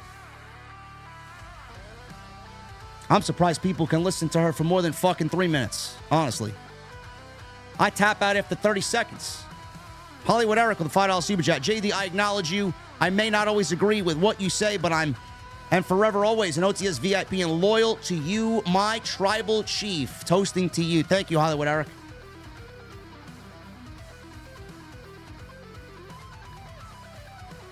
Adam Casper with a $5 super chat. Any possibility of Sami Zayn versus Sheamus for the IC title this summer? It's a possibility. It's absolutely a possibility. I thought Sheamus was going to turn heel last night, to be honest with you. I'm surprised we didn't get it. Got Chad Gable heel instead. I just want to backtrack and make sure I did not miss anybody's super chat. I appreciate you guys very, very much for all your support today. You guys have been awesome. Thank you guys for the support, man. TNT 44 is in the books. Next week, we got Wilkins. Following week, we got Ango. And then after that, the road is going to take us to a new co-host. Who will that be? I don't know. I don't know. But we will figure it all out. And you guys are going to be very pleased with what I got lined up, man. Trust the process. Thank you guys for supporting me tonight. Follow me on social media at JD from NY206. Twitter, Instagram, TikTok, Cameo. Hit that subscribe button down below. Turn on the bell for notifications. Make sure you guys go check out all the other content on the channel. There is plenty of it, with more coming this week. Jesse and I will be live tomorrow night for AEW Dynamite. Hit that thumbs up. We got 1,500 likes, 6 new members. And Aiden Wrestling with a last-minute super chat here. $4.99. Big fan, JD, since the Mario Kart days. Will we ever see it come back? Those were the days. Yes. Those were the days that got me in trouble. And those are the days that you see floating around with all the virgins online trying to get one up on me, claiming that I'm racist. Sure thing. Continue thinking that. Thank you guys for all your support. I will see you guys tomorrow night for AEW Dynamite right here on OTS. I'll see you guys later.